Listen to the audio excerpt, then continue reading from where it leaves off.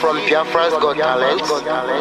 We are letting Biafrans know the reason why we should remember those who gave their lives for us, those who died, that we may live. You died to end my suffering. You died fighting for my freedom. Your blood is the seed of redemption. You are my inspiration. The deed no longer them, military shots at them. 67 to 70, we remember them. 2016, 38 May, memory still lives in our mind till today. Wonder why they refuse to publicize the genocide. The world media turn blind eyes to our plight. It's time to arise, land of the rising sun. Let's rise one more time, let's rise. Yo, we will never forget our fallen heroes, those who gave their life for us. Onitsha massacre, Ipocha massacre, Aba massacre. We remember you. Alright. Tell them I got that day. Remember when me tell you say I got that day. Yeah, I remember that one that called us a Bruce Mero. But the way you go like a papa nuku. But then when we go, me tell you what I look and the what on this Amiro. Me tell you what I day. For we get from the rest of man, I tell you what I do. Me know that you come to tell them. I want to promise you something today. We must fight together, no retreat and no surrender. We must hold them down till the end of time. The most important thing is that we will restore Biafra. May your soul rest in peace. I look up to the sky with tears in my eyes. For other Biafrans, if for freedom had to die, we will never forget you as the days go by. You are always in my heart, forever be a part. They fought for our freedom, they died for our freedom. They fought the Nigerian soldiers in the war front, without food, without guns, for our freedom, for our life, for our own good, for our children. We love them, our heroes, we want them. My heart bleeds when I saw them slain. Where will I be now if not then? They will remain indelible in my heart forever, forever, forever, and never, and never, and never. We serve in your plantation, and the way you paid us back with your bloody starvation. We play in our history that the death of my people is a mystery. No going back to get to a victory. I had a voice now call for vengeance. I never get bomb, I'ma blow like a vengeance. Yo, we will never forget our fallen heroes, those who gave their life for us. Onitsha massacre, Ipocha massacre, Aba massacre. We remember you. Alright. Where will I be now if not you? You died at Mali, Mali, Mali, Mali, Mali, Mali. They were starved to death because of our freedom, and they paid the debt for our freedom. Flag high for those that died in the genocide, fighting for you and I. There is pain in the heart, we bleeding inside, tears in the eyes, so I'm following you. This is for my fallen heroes. Give them a motivation, people. It's like I'm looking at myself in the mirror. Cause to be a gas, I need to be a nurse. If we did not retire, yeah. They paid the ultimate price. They died for me, for the freedom of my unborn child. We live for the legacy.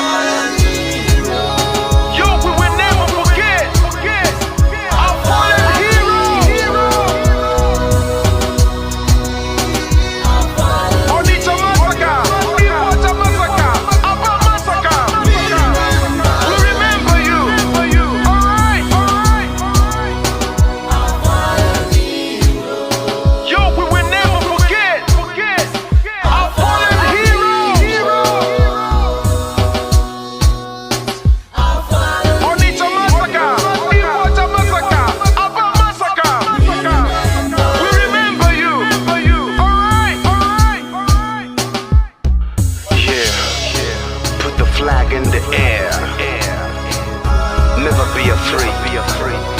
March on, cause we are more than conquerors. Yeah, you know what it is.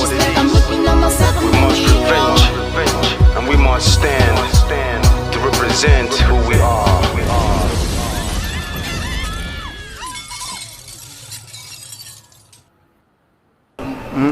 Akara m ihe mbe na-eme mbe si ma chọrọ ofu ukwu ehi ma nke ọzọ mụ achọrọ ihe niile ma ụkwụ ya ma aka ya ma isi ya ma olu ya anyị ga-adọbiri wee pụọ na nke onwe anyị tighata azụ etu anyị nọ tupu ndị ọcha wee bịa ebe a nwa aha obodo ebe a nwe ndị mmadụ n'ime tupu nwa bekee si ebe o si hapụ obodo ya ọ bịa ebe a ọkpọrọ onye nke ọkpọrọ okeke ọkpọrọ oke afọ dakata anyị isi ọ sị n'ụbọchị nke taa na anya aha anyị wuzi Naijiria anyị na-aza aha na-enweghị omimi n'ime ya ngwa gị gbasị biko kọwara m ihe Naijiria pụtara enwepụghị kọwara m ọmụa ga-aza aha osimiri ka osimiri ga-aza aha mụnwa n'ihi ihe anyị na-ekwuwu na ebe a rụgidere ụlọ a na ọ jọgburu onwe ya ọ dịghị mma Naijiria agaghị emekọtanwu ihe ọzọ ihe ọjọọ emego n'obodo a arụ emego egbugo ndị be anyị aka na-egbukwa anyị ndị Fulani wee chere na mabata be anyị ka na-egbukwa ndị be anyị ruo ụtụtụ echi a na-asị m na ọ ga-adị mma oge ọ na-ekwekwu ka nwee mmekọrịta bụ nke ndị nrụkọ nke ndị ụmụnne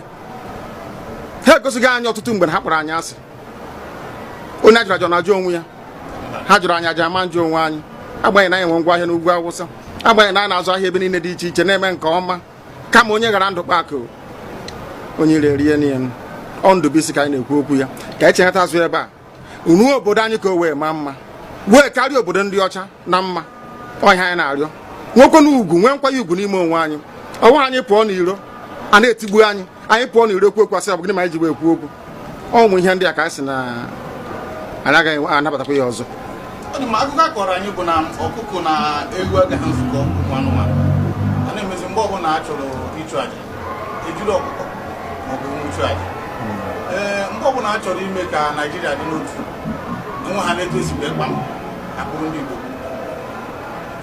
ọ pụtara na anyị bụ ọkụkọ maọbụ ka ọ pụtara na anyị agaghị nzukọ mere ya bụ ihe eji eme anyị bụ ndị Igbo ụdị na ọbara ndị Igbo akpafu n'obodo Naijiria agaghị ọ bụ site na akpọmasị ihe na-eme anyị dị ka ihe mere ndị ji oge mgbe gara aga etu ọkụka mba niile dị iche iche ji kpọọ ụmụ Izrel asị a na-egbu ha a na-egbu ha afọ niile aka na-egbu ha o wee ruo oge ugbu anyị asị na ogbugbu a na-egbu anyị na ọ dịghị anyị mma ọ ka mma na onwe ihe kegbuo anyị nwere onwe njem a nke anyị na-aga kama na na-esi etete n'ụtụtụ asị na onwe onye gburu ebe a onwe ha na-ekwu okwu o doo na onye onye n'aka ụkọchukwu n'ugwu Awụsa ebepụ isi ọnwụghị ofu ugboro ọnwụghị ugboro abụọ ọnwụghị ugboro atọ ọnwụghị ugboro anọ ọ bụ ruo ole mgbe ka a ga-egbugide anyị wee rue anyị asị mba na anyị ga-aga ka anyị nwee ike wee nwere onwe anyị ọ ka mma na anyị nwụrụ ebe anyị na-azọ nwere onwe tụbụ na anyị nọ n'ụlọ etu a mmadụ ibe mabata n'ime ụlọ mbịa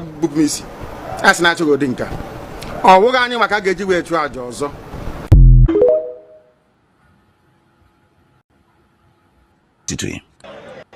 onye si na a ga-ata anyị ahụhụ ma ọ bụ na anyị fe arụsị anyị wee na-efe arụsị iwe were iwe gị na ọmụma gị wee bịa leta anyị ụmụ anyị wee na-anwụsị ụfọdụ nọ n'ụzọ ije ha anaghị alọta ụlọ ọzọ nne na nna wee na-ata ahụhụ wee na-ata ikikere eze nwaanyị konye ka ọ gaa ubi gaa rụọ ọrụ Fulani chiri ehi bata ebe ala gị n'iyi okwu ebepụ ya isi anyị bụ ka anyị kpọpụ onye nwe anyị n'ugwu Awụsa ahụ ejide anyị wee gbuo ihe ọ bụ anyị mara aka n'ime ha si maka ha aga n'ihu elekwa ọdụ ụgbọ mmiri n'igwe ọcha bụ ememiri ọya nke dị na Kalaba otu aka ahụ anyị na-ala nsọ ebe Biafra bụ ndị kọstọm sokwenye anyị n'etiti anyị anọghị n'ime mmiri kama kọstọm jiri ebe niile ha wee na-ata anyị ahụhụ anyị kwuo ekosịpụta anyị ka kpọchie anyị kwuo ekwasịpụta anyị ka gbagbuo anyị onye nwe anyị na Chineke na nke bi n'igwe ọ bụ ụzọ dị agha ka isi na-ebu ndị iro anyị n'anya wee karịa ndị nke gị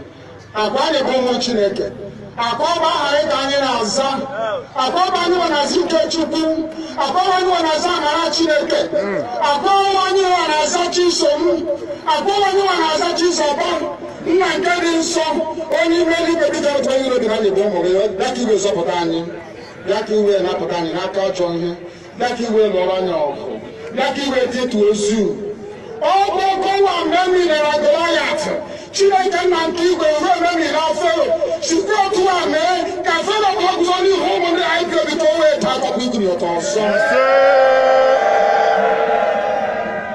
ị ga na-edu anyị n'ụzọ niile nke ezi omume ọ bụla adịghị na anyị na-aga ndagwurugwu onyinye ọnwụ ọ bụ nwa bụ ekele n'igwe n'ụwa onye ọbụla kere gị n'oge malite n'oge ọgwụgwụ kama anyị nwe anyị gwa anọkwa ahụ ofu ụbọchị anyị ga-anwụ n'ezie kama ma akpọ na okwu gị na-anọgide ego mgbe ebighị ebi ọ bụ ya mere anyị ji were gị n'anya isi anyị wee na-asị nna nke dị nsọ bịa ka iwe gosi anyị Biafra na ndụ na-abụghị n'ọnwụ bịa ka iwe na-ekebe gị na amara gị wee kpuchiri anyị ka uwe bịa ka iwe zọpụta ndị nke gị bịa ka iwe mee ka Biafra wee bịa ka anyị na-ewetụta na nsọpụrụ na ịja mma site n'aha gị onye bụ Chukwu nke abịa ma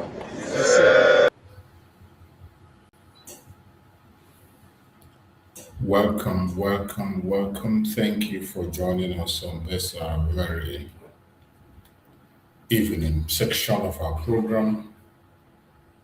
I appreciate everyone that has connected wherever you are connecting from. Please like and share the program on your platform. Share to family and friends. Share to anyone that is close to you, those who you can be able to reach out to. Share to them so that they can be able to get this message that is being preached. Wherever you are watching us from, don't listen alone. Just make sure you pay attention and listen to the message. If the message resonates with you, like and share. If the message does not resonate with you, you have the right to walk away. In this platform, we don't come here to instigate violence. We don't come here to preach hate. My platform is not for attacking people or individuals. This platform is a place that people air their opinion. In this platform, we promote love, we promote peace, we promote unity. If you're one of those who is not, you don't want unity, you don't want to unite with anybody, it is up to you. You are entitled to your opinion, but don't preach that in my platform, please. And in this platform, I am here to support every Biafran group. I'm here to support every Biafran group. Some of us that come on the comment section to type don't even know what Biafra is all about. You don't know what Biafra is all about. The people you are castigating and talking about, you don't know them. You are not better than them. You don't have any right to judge who is clean and who is not clean. That is not in your hand. And all na-ebido nyowe ike mmadụ ncha niile anyị enweta ya nsị n'ime. Enyowe ike mmadụ niile, you will see a little enweta nsị n'ime. That is why sometimes I overlook things and I walk away and continue on my message. You are not smarter than Nnamdi Kanu, and you can never be. You can never be smarter than Simon Ekpa. Never ever. These were the people who have proven that they are committed to the cause of Biafra. They have sacrificed everything sacrificable. And they have done a great job. If they could be working with everybody and asking us to be together, you have no right to reject anybody. You have no right to castigate anybody. I am saying this because of a comment I saw in the comment section. Today, calling somebody saboteur has become a national anthem for some of you. When you don't agree with somebody, the person becomes a saboteur. When people do not enter your camp and join your uncivilized actions and behavior, you call that person a saboteur. When you speak on a different tone with somebody because you have a contrary opinion, a different opinion with somebody, you call that person a saboteur. Even when you cannot substantiate or support what you, your own very self, is doing. Even when you cannot defend your own actions, yet you have the God to call people saboteur. This is the trend that is going on everywhere. That title saboteur doesn't really have a meaning anymore. It doesn't make sense. It doesn't make sense in any way. Sometimes even when somebody is called a saboteur, you look through, you pay more attention to that very person, and you will find out that there is something that that person has to offer that people are scared of or people are jealous of. We have seen it time and time again. Nnamdi Kanu was called a saboteur by his own people. You still see some of them online preaching against Nnamdi Kanu. Simon Ekpa was called a saboteur. Up to today, people are still calling him a saboteur and preaching against him. Even people in the organization that he formed. So that doesn't move me, and that should not move you. Today is a Valentine Day, and I preached my Valentine message in the morning. And this evening, I continue in that message of love. Preaching of love is what I will continue to do. Without permission from anybody, it is my choice to choose that as my niche. You are entitled to pick hatred as your own niche and continue to preach hatred. That is your choice. Go ahead with it. Whatever comes out of it, enjoy it, and enjoy it alone. When we speak about these issues, some people do not understand. As I have always said in all my program, I am not here to force you to believe what I say. I'm not here to force you to believe whatever I have to say. Every single one of us, we are entitled to our opinion.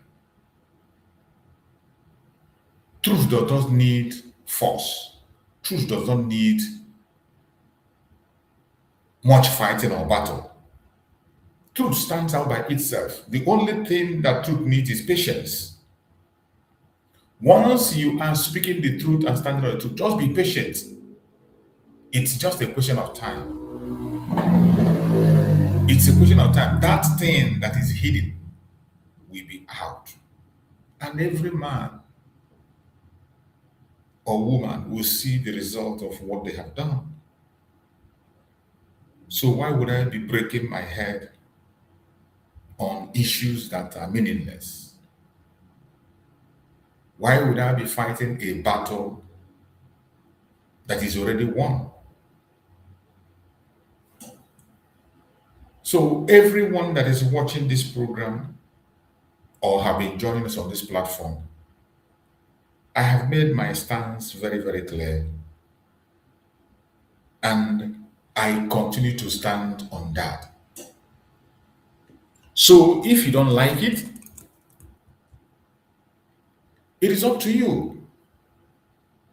You have the right to make your own decision. I have made my decision that I cannot be part of any divided nation, but a united nation. And when I speak about the United Nation, United States of Biafra, I talk about unity of purpose. I will never be part of any divided Biafra to preach any divided state of Biafra. I'm preaching United States of Biafra. We must be united. I don't care the group you are. I don't care the group where you belong. But we must be united.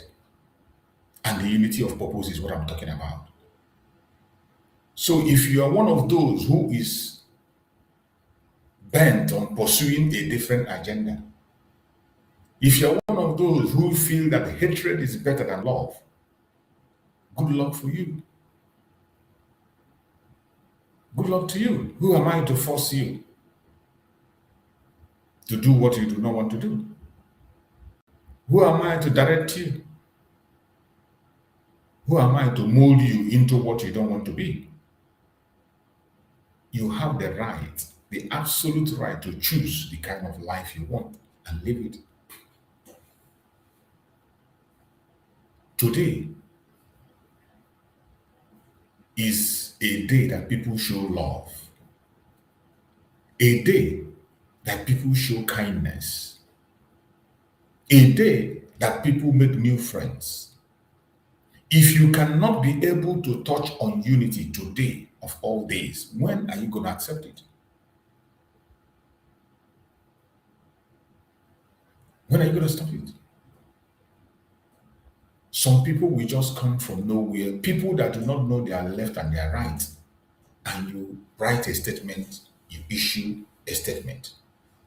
If you ask the person to substantiate, they has no information. There's nothing you can say. All you know is what you are being told. But you see them simply because you have access to data, you feel you can just come in and type anything you like on my live program. You feel you can just come and you type anything and walk away. And once you type that nonsense you have in your mind, you are happy and you're okay. You feel proud and that you have done something.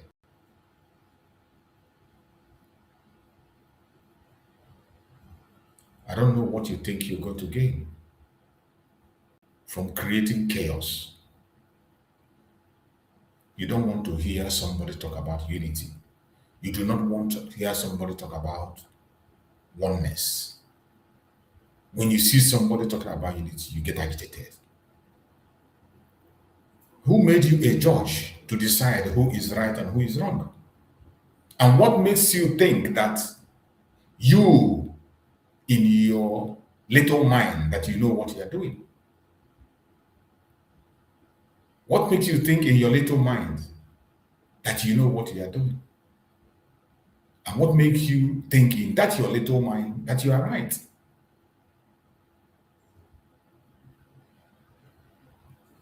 It is so sad. And I pray and believe that with time, people will be coming back to their senses. That is why I have always been praying. My prayer every day is that our Prime Minister, Mazi Simon Ekpa should be freed. And our Prime Leader, Mazi Nnamdi, should be freed. Because we need them now more than ever. We need them. We have a lot of job to do. There are a lot of work before all that we can do. But you see some people, where they channel their energy is to call their brothers and their sisters' name to attack themselves.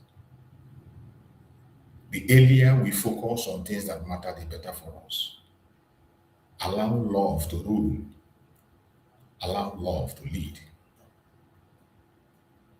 Allow love to speak on our behalf. Because without love, it will be difficult. It will be difficult for us to succeed and know what we are doing.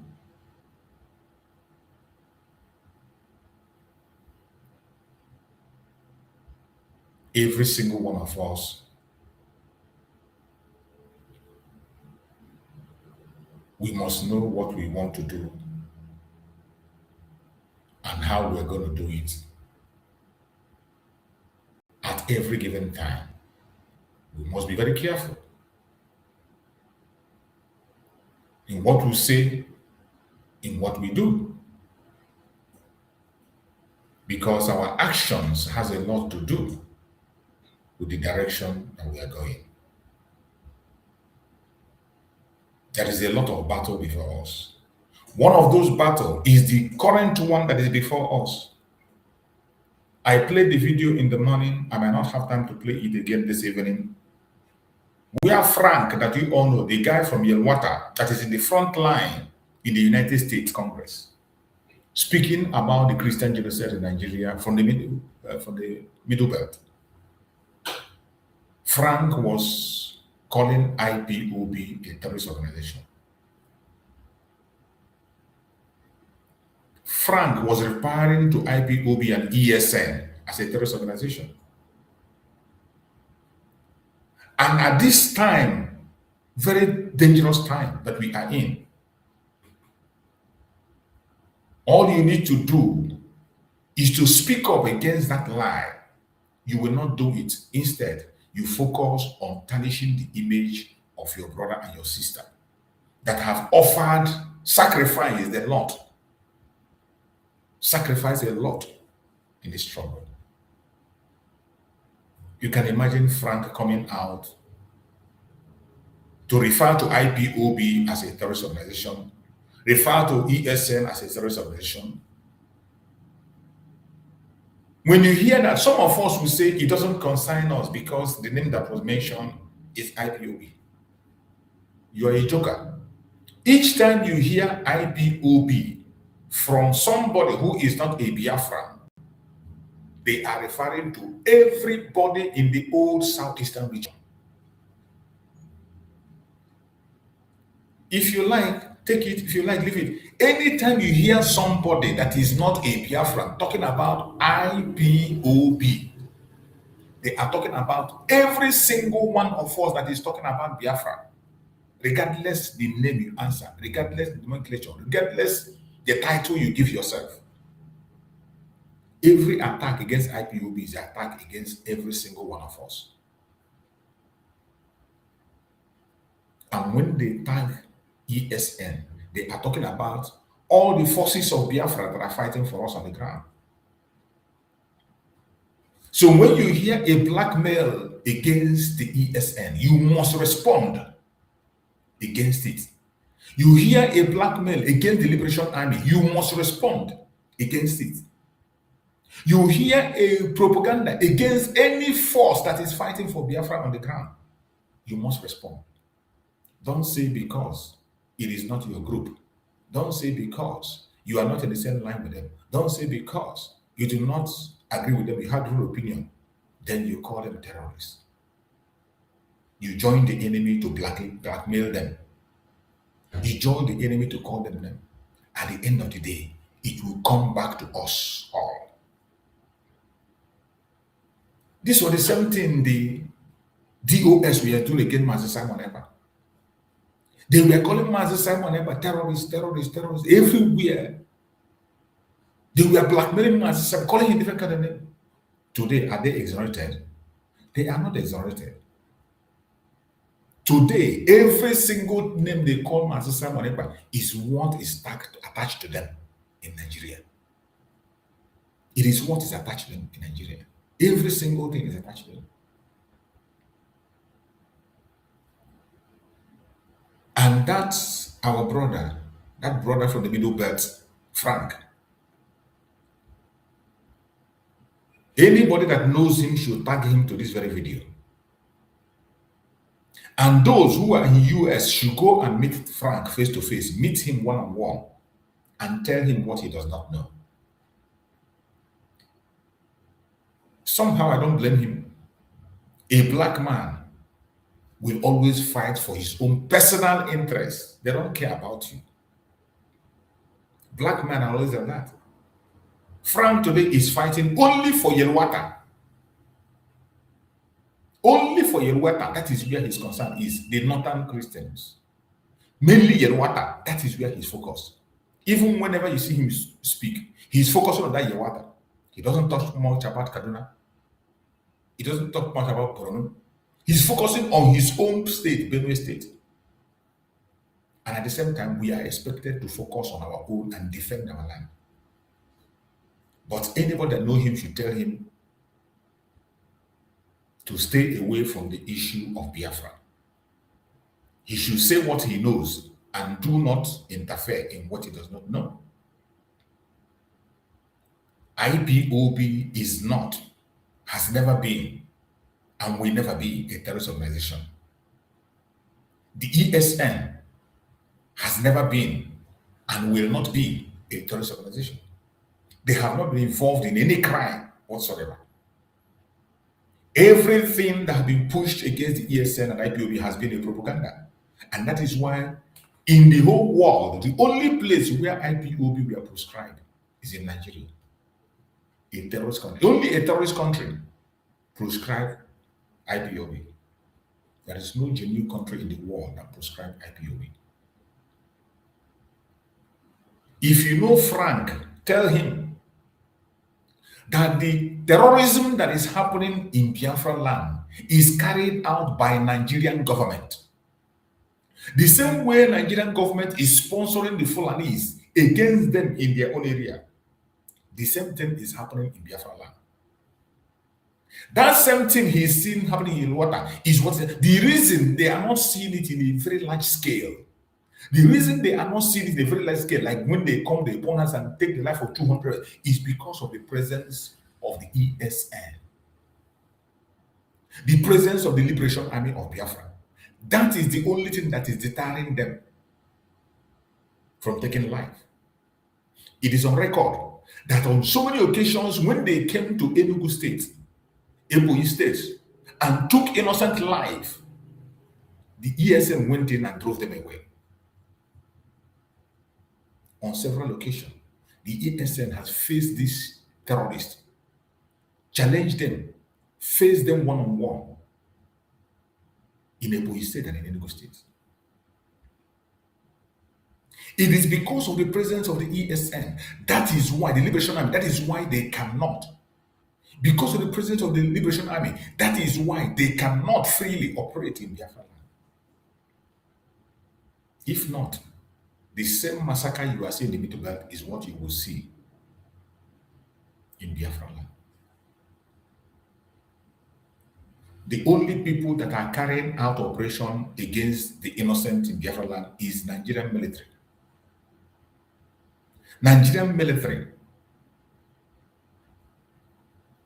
that has recruited terrorists, gave them uniform and guns and pushed them to Biafra land. And they are taking innocent life on daily basis. This has been happening again and again and again. So anybody that knows Frank should tell Frank, if you do not know the situation of things in Southeast, don't mention. Speak about your Yelwata that you are very familiar with. Speak about your area. Focus on the Yelwata that you are familiar with. Remove IPOB or ESN from your mouth. Because even the United States of America knows what is happening in Biafra land. The insecurity in Biafra land, the terrorism in Biafra land, the genocide in Biafra land is conducted by the federal government of Nigeria.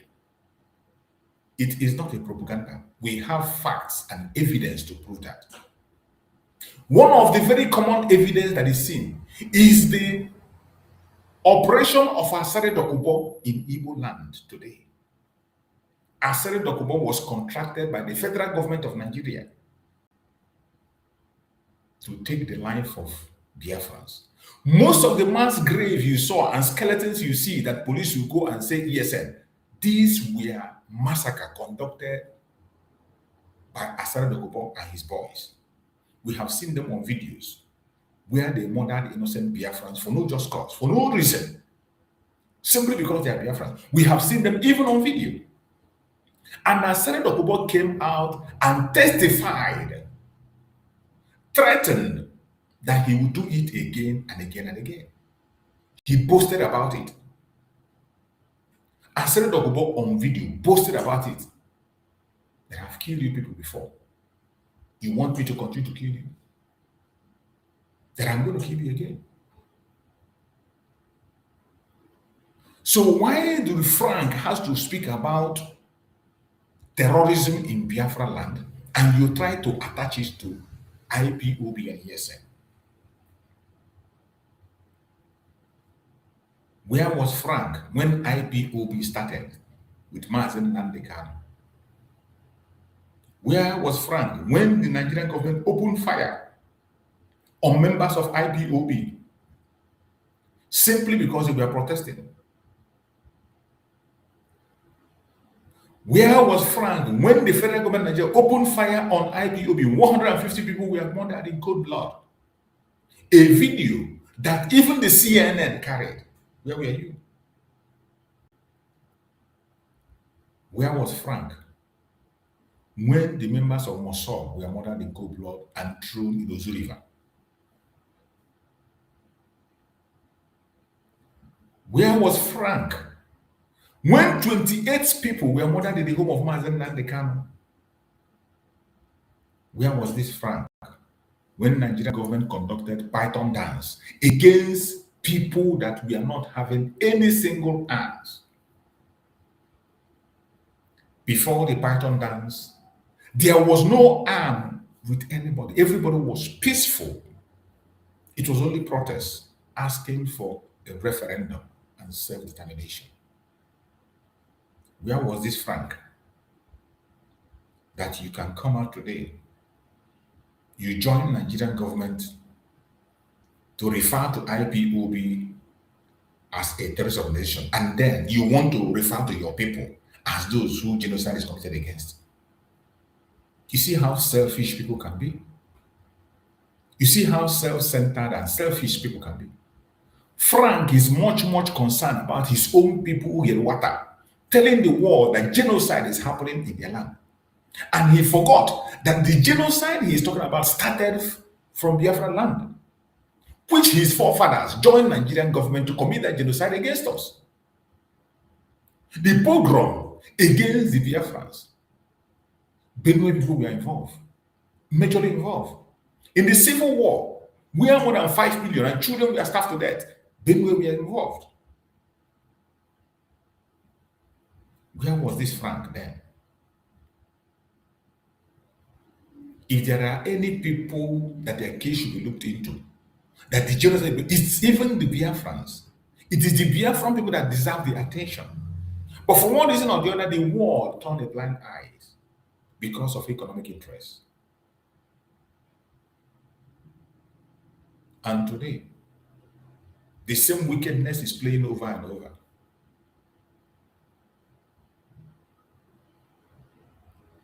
The same person who claimed that his own people have been attacked. Now you are talking about your own people and you are indicting us, whom the main genocide is against us, and continue to, even up to now as we speak, stay ongoing. It is heartbreaking.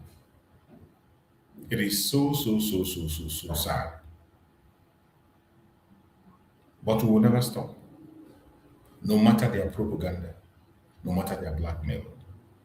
Wherever you are as a Biafran, this is the reason we must focus on ourselves in unity of purpose. Because of narrative like this, that is why I am shouting. If you are in the United States of America, a congressional hearing is coming up. Go there and make a point, no matter the group you say you belong. It is not just coming and to claim title. It's not just coming to claim title, claim this and that. This is the time to do your work. Go and present yourself in that congressional hearing. We have people in the United States, citizens, that are in various offices doing very well for themselves. The United States is not like Africa, where it is difficult to meet officials. It is not difficult like that. Even if they refuse to listen to you, go again and again and again. Force your way into the congregation. Try as much. I can't understand why at this point in time that even the United States is seeking for information that you cannot be able to scale through. Why are we not doing what we are supposed to do? Instead of us pushing forward to make our voice heard, nobody will speak. You see, Frank is fighting for his own people. And if it takes indicting us for him to make his own voice heard, he will do it. That is human being for you. If selling our Biafran cause will make Frank to project the Yelwata issue and make it relevant, he will do it.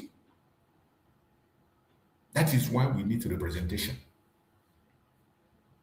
We need to represent them properly. It is not representation, it's not just by claiming. Not just by claiming that you are representing Biafra. Not just by claiming that you are this, you are that. We need practical representation. And when we see it, we will know. Mazen Nnamdi represented. Mazen Nnamdi represented the Biafran people. We didn't need to ring bell. He didn't need to call us.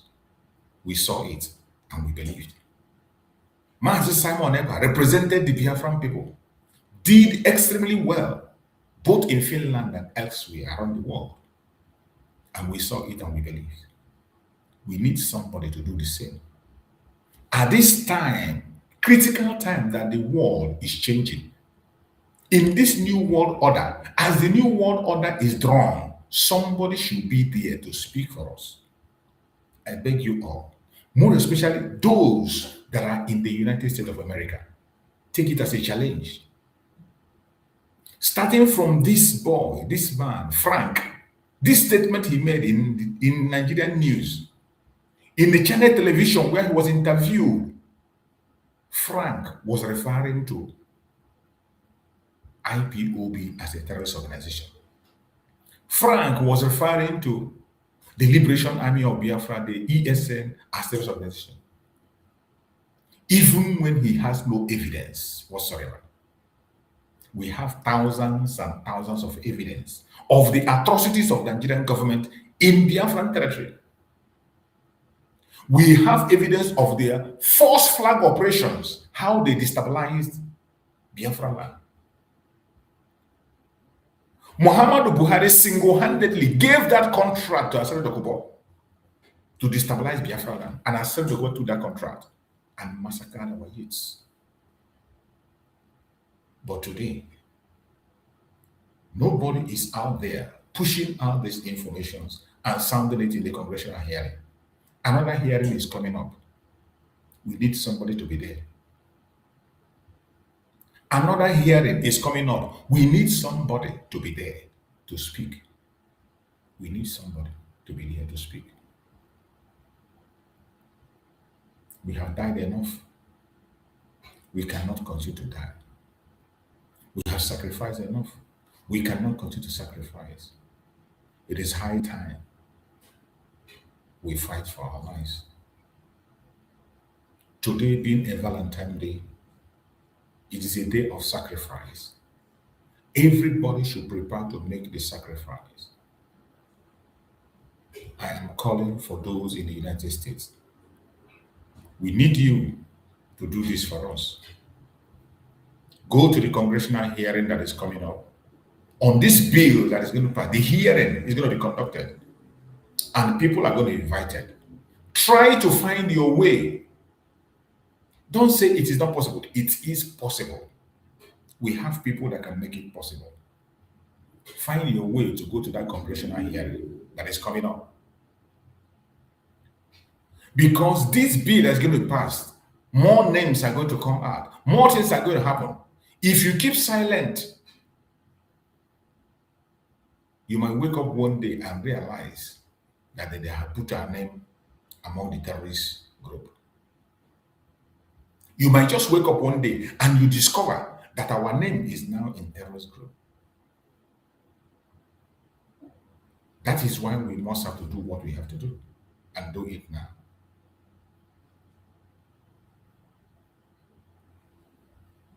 What we are doing in this platform is raising awareness. Whatever position you occupy, whichever group you are, make your way to the congressional hearing and defend the Biafra. Whichever group you belong, whatever title you occupy, make your way to the congressional hearing in the United States. More especially, Biafran citizens, make your way there and defend. More especially, Avid has been doing a great work. I hope Avid can get their hand across to this very video that was made by Frank. I hope Avid, they saw this video made by Frank. That video is indicting and implicating. Frank is not just somebody on the social media talking. Frank is somebody who the congressmen talk to directly. He has testified several times in the United States. So when he makes some careless comment, we must confront him, and confront him immediately. I urge everyone, if you can tag him to this video, tag him. He should retrace his step. We are not terrorists. We have never been terrorists, and we would never be terrorists. We have not been involved in any crime. We have been having our peaceful agitation until Nigeria has always introduced violence with their groups. They have done it over and over again. That is one of their false flag that we all know. During the NSAS, the Nigerian government introduced violence. End bad governance, they introduced violence.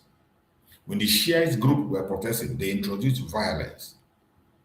In the issue of Biafra, they have been introducing violence and they do it over and over and over again. So how can anybody come and begin to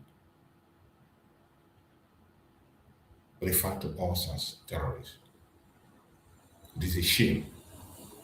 And every Biafran need to add their voice. We need to speak up. Those in the United States should go and meet Frank face to face. Sit him down and educate him. He is focused on the Yelwata. If he doesn't know about Biafra issue, he just keeps silent. If he doesn't know what is happening in the Southeast, he should just stay away from it and talk about things that he knows. You can't be using the government misinformation against the Biafrans while when it comes to your own area, you disregard the government misinformation. It doesn't work that way. And somebody should call his attention before he gets out of line. So my fellow Biafrans, I appreciate every one of you, and we thank Chukwu Okike that he made it into this Valentine of this year. It's a time of love.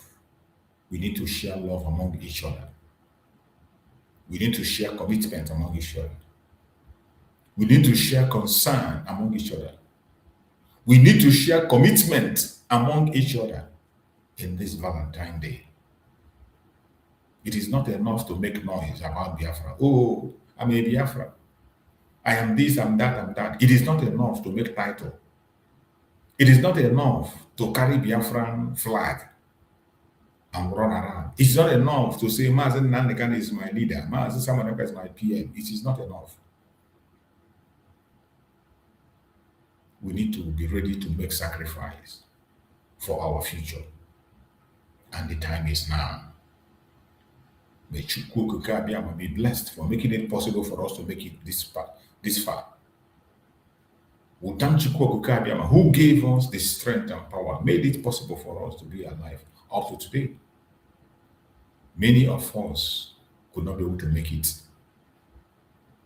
Not because they committed a crime, not because they are sinful, but the grace did not cover them. That you and I made it up to this time is not because we are too smart. It is not because we are too intelligent. It's not because we are too special. It is just the grace of Chukwu Okike.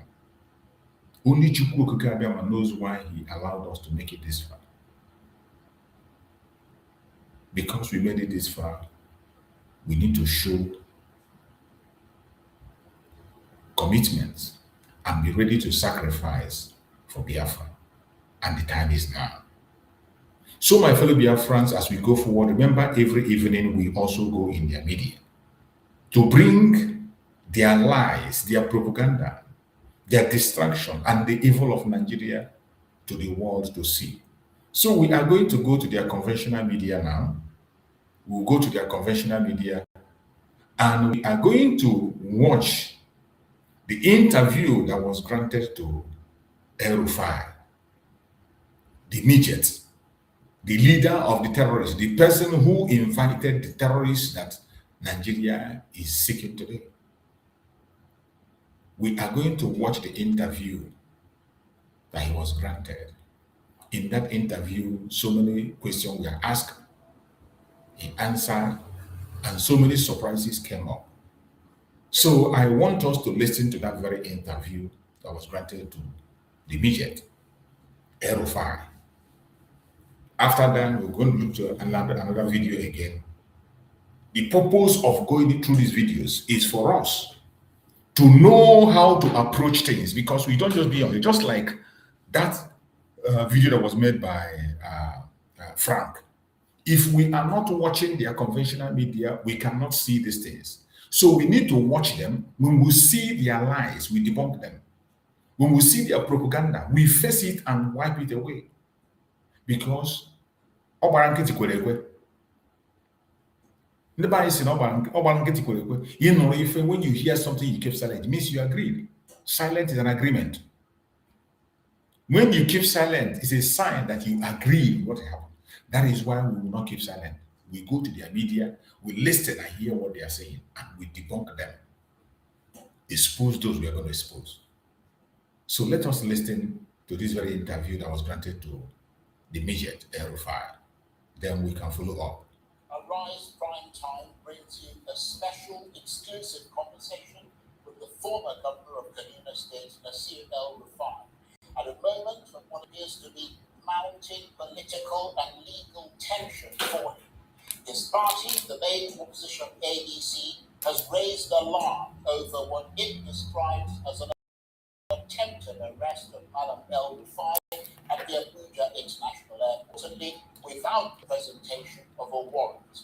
The ADC says the incident raises grave concerns about due process, political neutrality, and what it calls an escalating pattern of intimidation against opposition figures under the administration of President Tinubu and the ruling APC party.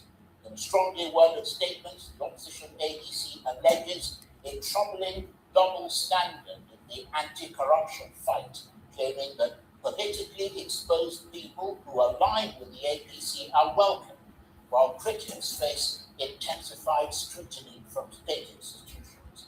These are weighty accusations. The ADC maintains that no one is above the law, but insists that the law must never be weaponized.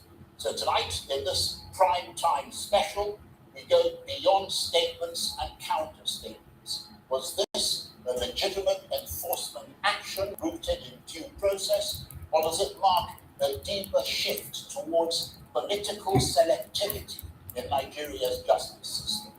I'll be joined exclusively by the former governor of Kanu State, Malam Nasir El-Rufai, as he responds directly to the events around him that have triggered a national debate.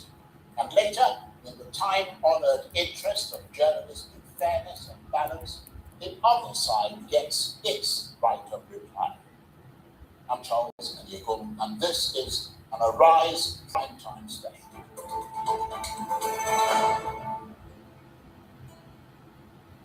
Now, it was meant to be a routine return from Cairo. Instead, it became a political flashpoint. On Thursday, at Abuja's International Airport, security operatives moved to arrest former Kaduna State Governor Nasir El-Rufai, seizing his passport in what his legal team describes as an unlawful attempt at detention, allegedly without a warrant and without formal documentation, and despite prior communication with the EFCC. His lawyers insist he'd already notified the EFCC of his return and had undertaken to appear voluntarily on February the 16th. Any attempt to arrest him under those circumstances, they argue, would amount to a breach of his constitutional rights. The incident has brought the line between law enforcement and political intimidation under sharp national scrutiny, with Mr. El-Rufai's party, the opposition ADC, insisting that it reflects a dangerous pattern of selective pressure from opposition voices under the administration of President Tinubu and his ruling APC.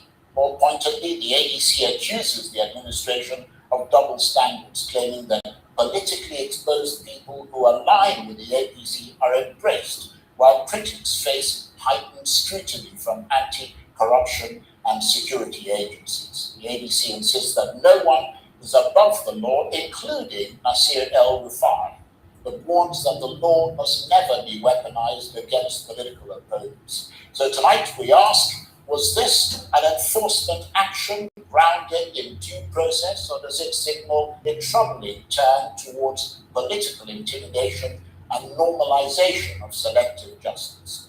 And for a former governor who once stood at the very heart of power, what does it mean to now allege persecution from the state? And I'm suitably delighted to say that the former governor of Kaduna State and former minister of the Federal Capital Territory of Abuja, Nasir El-Rufai, joins me now exclusively in the studio. Thank you very much indeed for coming in.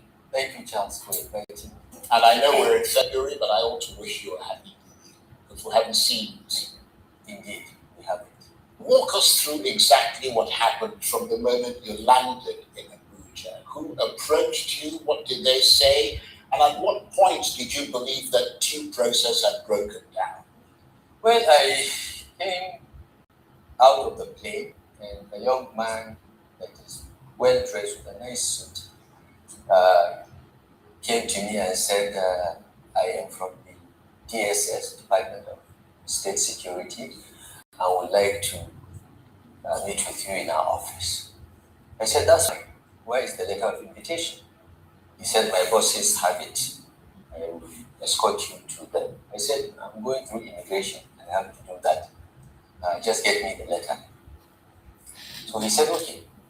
But I noticed that as I started going, more and more people came out. Apparently, I didn't know because I slept through most of the flight, and even when we landed, I didn't call any of my guys to learn what was going on. But apparently, they had moved about 50 DSS operatives to the airport with the specific instructions that I should be detained, I should be abducted and detained. I'll come to other details. But so we started working, but I saw more people coming out. You know, I'm a politician, I'm used to crowds, I'm used to people surrounding me. And then as we moved forward, we came to the point that I either go right for immigration or left for the e-visa. And the two officers came forward, one big fat one, and another about my height. I said, we are from the DSS, so we are going this way. We need to go to your office. I said, I'm not going to your office. I'm not going anywhere until you show me a letter of invitation. Your guy said, you have a letter. He said, no, sir. He said, if you don't have a letter, I'm not going. You know my house. I live very close to the DSS headquarters. I can even walk down there if you bring the letter of invitation. So I tried to turn right, and they tried to force me to go left. I said, look, don't touch me. I'm going with my passport to have it stamped. And I'm not going where you want. He said, you have to go to where I want. I said, even the president cannot tell me I have to do anything. It's a free country, it's a democratic country. And I don't have to do anything that I do not wish to do. So you are just the middle level or senior civil servant. The president cannot tell me what to do. Don't say I have to. It's inappropriate language.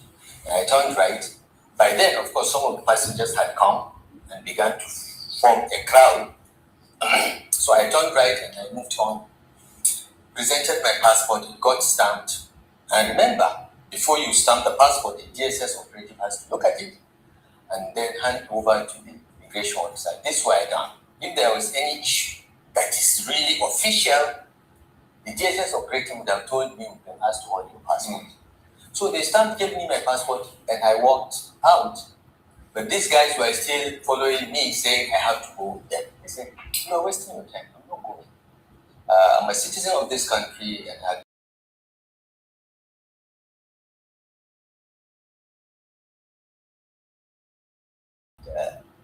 I have been in government long enough to respect institutions. So just give me a letter of invitation. If you don't have a letter of invitation, forget it. I'm not going.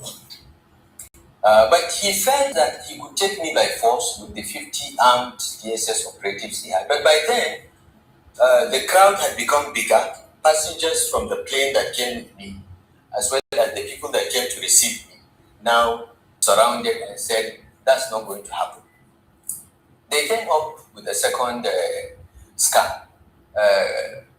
Where is your passport? I said, it's just been stamped. You saw it stamped. Yes, and then one of the immigration officers that is surrogate said, no, we want to check something with the passport. I said, sorry. One of the passport is stamped is my private property.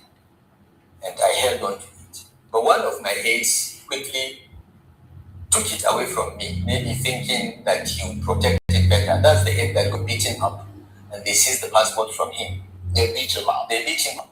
If I had the passport with me, I would I would not be talking. So this is essentially what happened. They were overpowered. They came with 50 people, but I think maybe 45 out of the 50 decided that this is not appropriate or this is not possible. And I was actually quite touched, just by the way people spontaneously, without any knowledge or any plan, decided that this must be resisted. And I think it portends a danger that the security agencies need to have a rethink. Because once people begin to lose confidence in the neutrality of such institutions, we're on our way to anarchy. Right, so let's just be very clear. Thank you for explaining very lucid what happened. But I want to add something. Yes. Because my lawyers issued a statement after that, mentioning EFCs. I want to say very clearly, it wasn't the EFCs, okay? It was the DSS. Right. But the DSS were procured to abduct me by the ICPC that has never communicated with me ever. Okay, the EFCC had written to me while I was away. You said I would like to have a chat with you over certain issues. And I replied, my lawyers replied that, well, I'm not in the country, I'm on my annual vacation. And once I know the date of return, I will let you know. And we have written to EFCC to say that, I will celebrate my birthday with you. My birthday is 16 February on Monday. I will celebrate my birthday. I will come and see you at 10 a.m. on the 6th. So it wasn't the EFCC. But my lawyer thought it was the EFCC, but it was not. Subsequently, we found out that it was the ICPC that procured the DSS to abduct and then hand over to them. And this is a modus operandi of the ICPC that increasingly has become a personal tool of Nuhu Ribadu. Nuhu made the call and made the order that I must be in custody yesterday. How do you know he made the call? He made the call because we listened to their calls. The government thinks that they're the only ones that listen to calls, but we also have our ways. He made the call, he gave the order, and so you tapped his phone calls. Someone tapped his phone and told him because I want you to pay attention to this part. That they tapped the phone of the NSA to get information. You can imagine how Nigeria operates.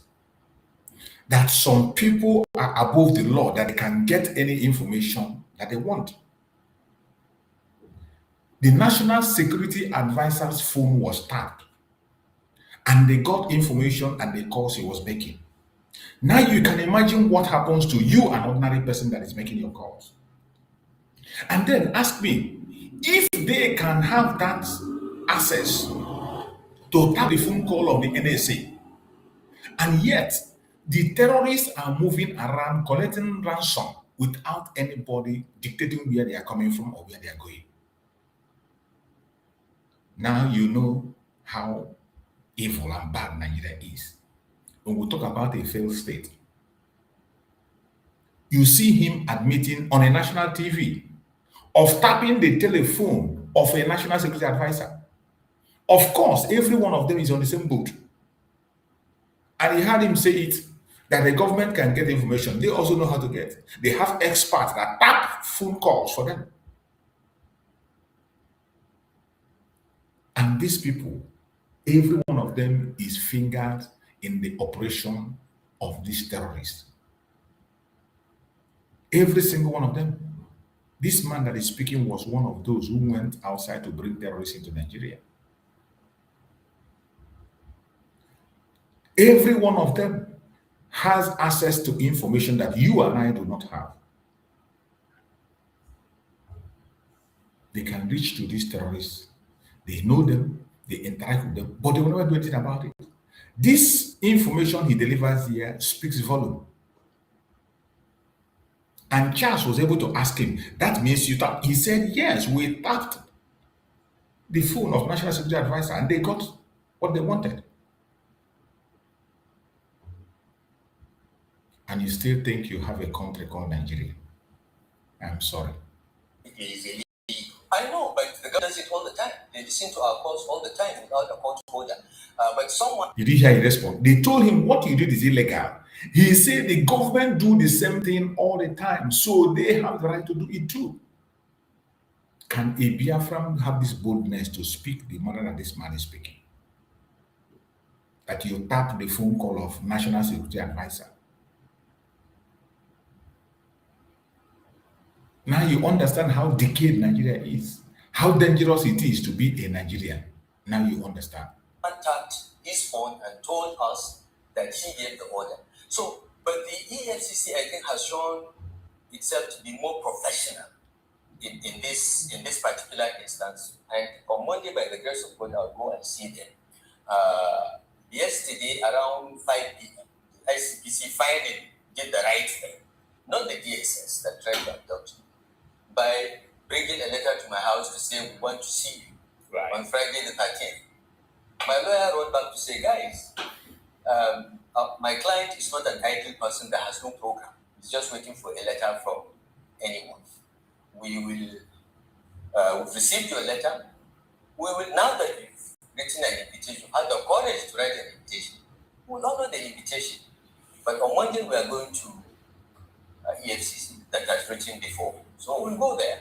After the EFCC, we'll go to ICPC on Tuesday or Wednesday. I don't know what the lawyer has written, but this is. So this is the current state of things as far as we know. Okay. Well, let me just make clear that the Office of the National Security Advisor has a right of reply. That is how we operate journalistic fairness. Absolutely.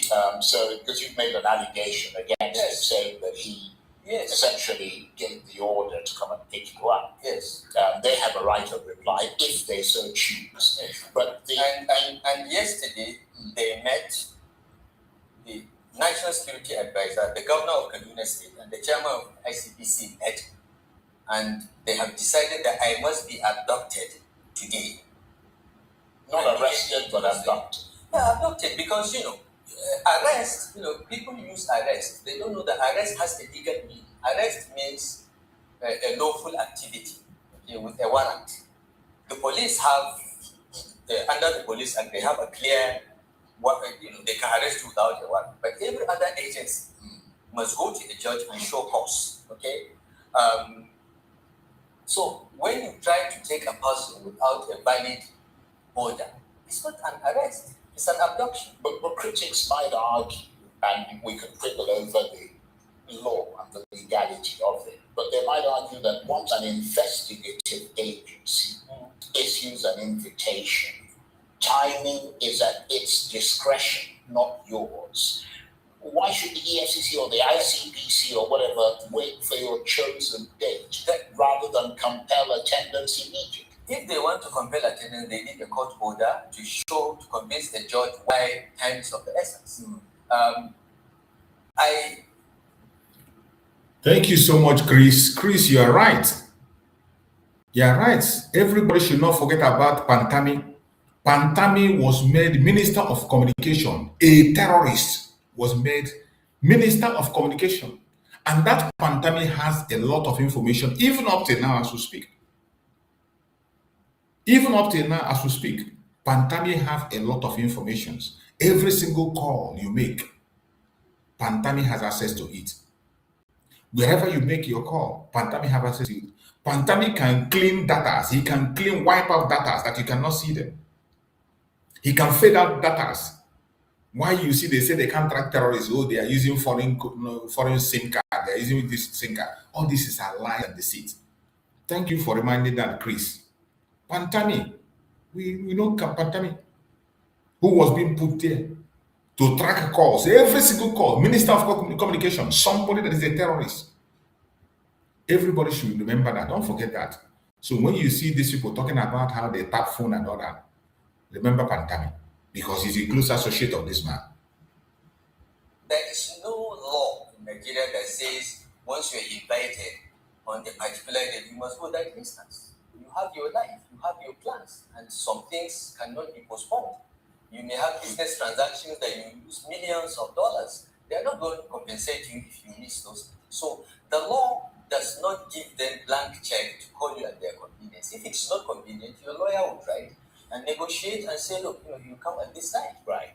Other critics might say that powerful politicians like you often frame investigation as persecution.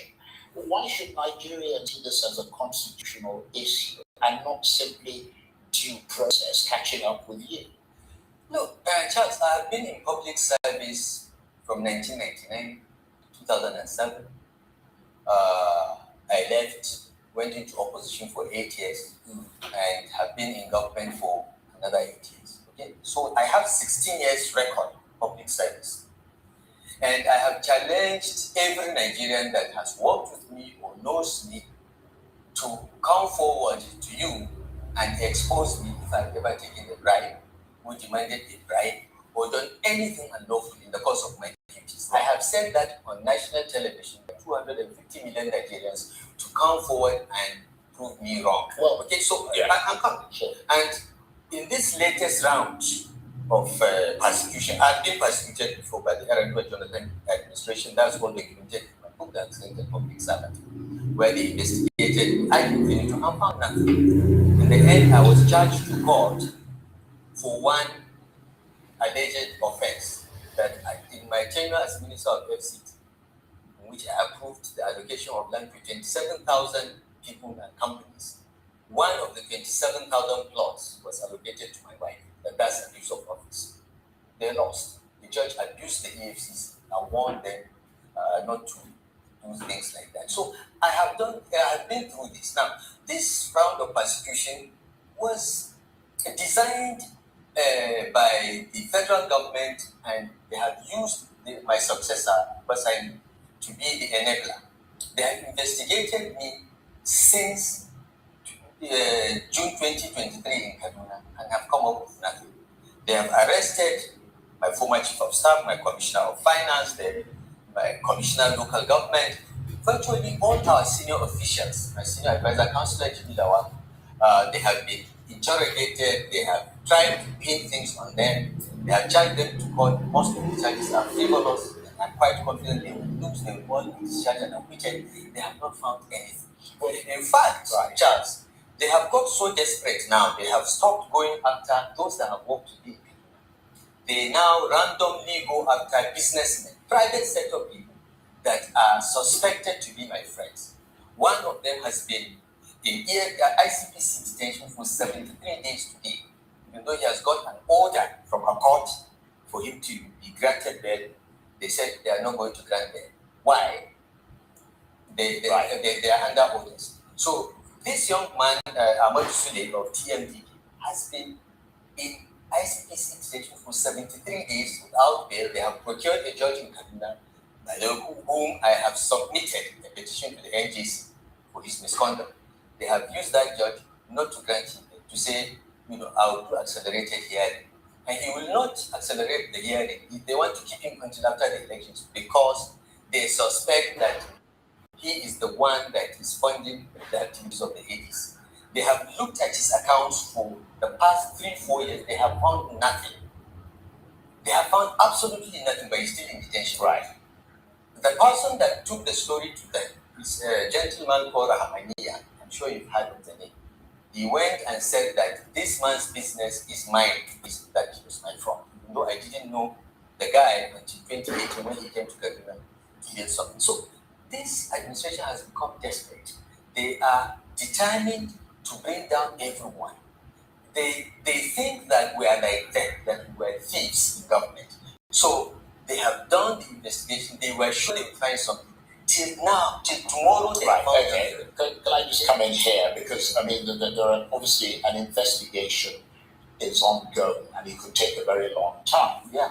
And which is why, I'm not speaking for them, but arguably it is that they're moving it directly to you, which is why they're coming after you. That's fine. But without prejudice to any investigation, what exactly are the current allegations against you? And are you confident that every financial and administrative decision taken under your watch in Kaduna can withstand scrutiny? Absolutely. Absolutely. Charles, in civilized countries, you don't start investigation by abducting a person or even arresting a person and keeping him while you investigate. It's a violation of human rights. You do your investigation. Okay? Financial records today are largely electronic. They can't be hidden. You do your investigation, you get your records. How do you know that their investigation, which is why they're coming for you now. They have done their investigation and have found nothing. Okay? Yeah, you don't know that. You haven't answered to them. I will go to them. Right. Charles, I've been around this system. I know what's going on, even in those institutions. I have an idea what's going on. So are you suggesting that political motives are at play? Absolutely. Look, some of the professionals in this institution feel very bad that they're being compared. And when some of my guys that have been invited or abducted face them, when they finish all the questions, they tell them, look, we're sorry, but this is what we need to do. Why don't you guys go and settle with them? Settle with them means what? Submit to be a member of APC. Agree that Tinubu will have a second term. That's what it is. Well, let me ask you a couple of rapid. You're welcome, Bro Max. Bro Max, thank you for joining. Are you there? Unmute yourself, Bro Max. Yeah, Mazi Chus, can you hear me? Yeah, I can hear you. Go ahead. Hello. Yeah, I am still having I'm having network issues, so it has not been easy. I don't know how long it's going to take me. Mazi Chus, I salute you and I salute every Biafran. There is nothing anybody will do here apart from what you just posted. Unity. That is the Valentine gift for every one of us. Unity. Because there is nothing a group of people will do without being unified. Yes. Unity is just the key word. Our mothers people in Igbo land sawa anyukota mamiro ọgba ezigbote ụfụfụ. And Aziza, yes, if you see Aziza, a strand Aziza can easily be broken. But when the Aziza is in bunch, it is very, very difficult to break it. These are some of the things someone like me will be campaigning. I have been talking about this. The need for us to come together, irrespective of wherever we are. It is Biafra. Biafra is the only thing that is keeping us together. And how fighting Biafra in different camps. Those that are saddled with authorities to help, diplomatically or otherwise, must avail themselves to the people of Biafra so that we'll be able to ask questions. What have you been doing? How far have you gone? You keep us posted so that we will not be walking in darkness. This is how I see it. As far as I know, I am not getting any information from anywhere. I do not know what to say. I just maintain what I am maintaining because I believe in it. And I believe that it is going to work for each and every one of us. Having said this, you see this man that is talking there now, Erifai, there is nothing Erifai will do that anybody will get him arrested. Nothing. This man is a fool animal. The only time I expect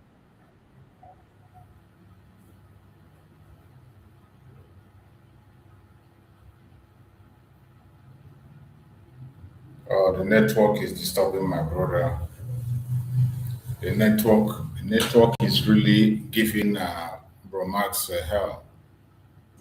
Bro Max, your network is troubling and we can't hear you anymore. You can't hear anymore. Just change your position, and once you can be able to connect, you can join again and continue your line of thought. We cannot hear you, Bro Max. Try and reconnect yourself, then you can continue. Once you reconnect, you can pick up the mic and speak. If I hear your voice, I will pause the video. Let me continue to play the video. And once I hear you, just try and get back. Try and connect back. Once you connect back, then yes, and hopefully we'll have brief answers so we can move on. During your tenure as governor, were there any contracts, security expenditure, or financial arrangements you now believe could face scrutiny? Each and every decision and action we took as government of Kanu State was well documented. I'm probably the only governor that insists that recipients of security vote must sign. We want their names on the record. Okay? The Commissioner of Internal Security has a wide degree of discretion to do things, but I told him, keep your records, because one day questions will be asked. We are a heavily documented government. Well, and everything that has come to me, up to my level, for approval or endorsement, I have records. Right. So I'm not afraid of scrutiny, but I am suspicious of malicious scrutiny. Right. And so any scrutiny in good faith. So you should be. So you should be. Yeah. But there are claims that your administration engaged in controversial security strategies, including alleged financial inducements to violent groups. I mean, did your government ever authorize payments of any kind to armed actors, directly or indirectly? I am probably one of the few governors that from day one took the position on the advice of my security cabinet that we must never negotiate with cattle rustlers, with bandits, with the position of the Kanu state government when I was governor is the only repentant bandit is a dead man. We never negotiated that. We never did that. We never paid any group for kidnapping anyone. Right. In spite of the pressure. So anybody that claims that is just in another kingdom. Now, as far as I know, all right, the Commission of Internal Security brings me proposals for security spending. There is a standing order every month. If there is any special emergency, he brings and says, we want to do this, and I approve. He decides what he does with it. Okay? If he chooses on his own to go and give money to what you call armed groups, I don't know about that. Right. But to the best of my knowledge, the position of our government as a government is that we don't negotiate with bandits, we don't pay them, we don't do this, we don't do that, we don't do this. Looking back at your time as governor, do you believe your security approach in Kaduna State strengthened long-term stability or deepened divisions in the state? Because critics, including activists, even clerics, have alleged that dissenting voices were harassed and intimidated during your tenure. Okay, look, our security strategy in the state is two-pronged. Okay, there were problems we inherited, okay, around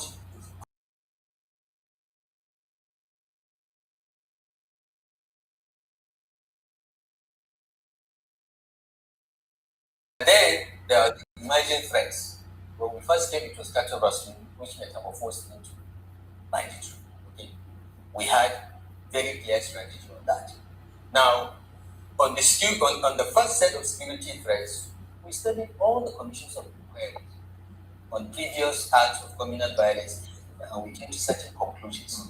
And around that, we developed a strategy of zero tolerance to any nonsense from any group that thinks that it can advance its interest through violence. I was very hard on that.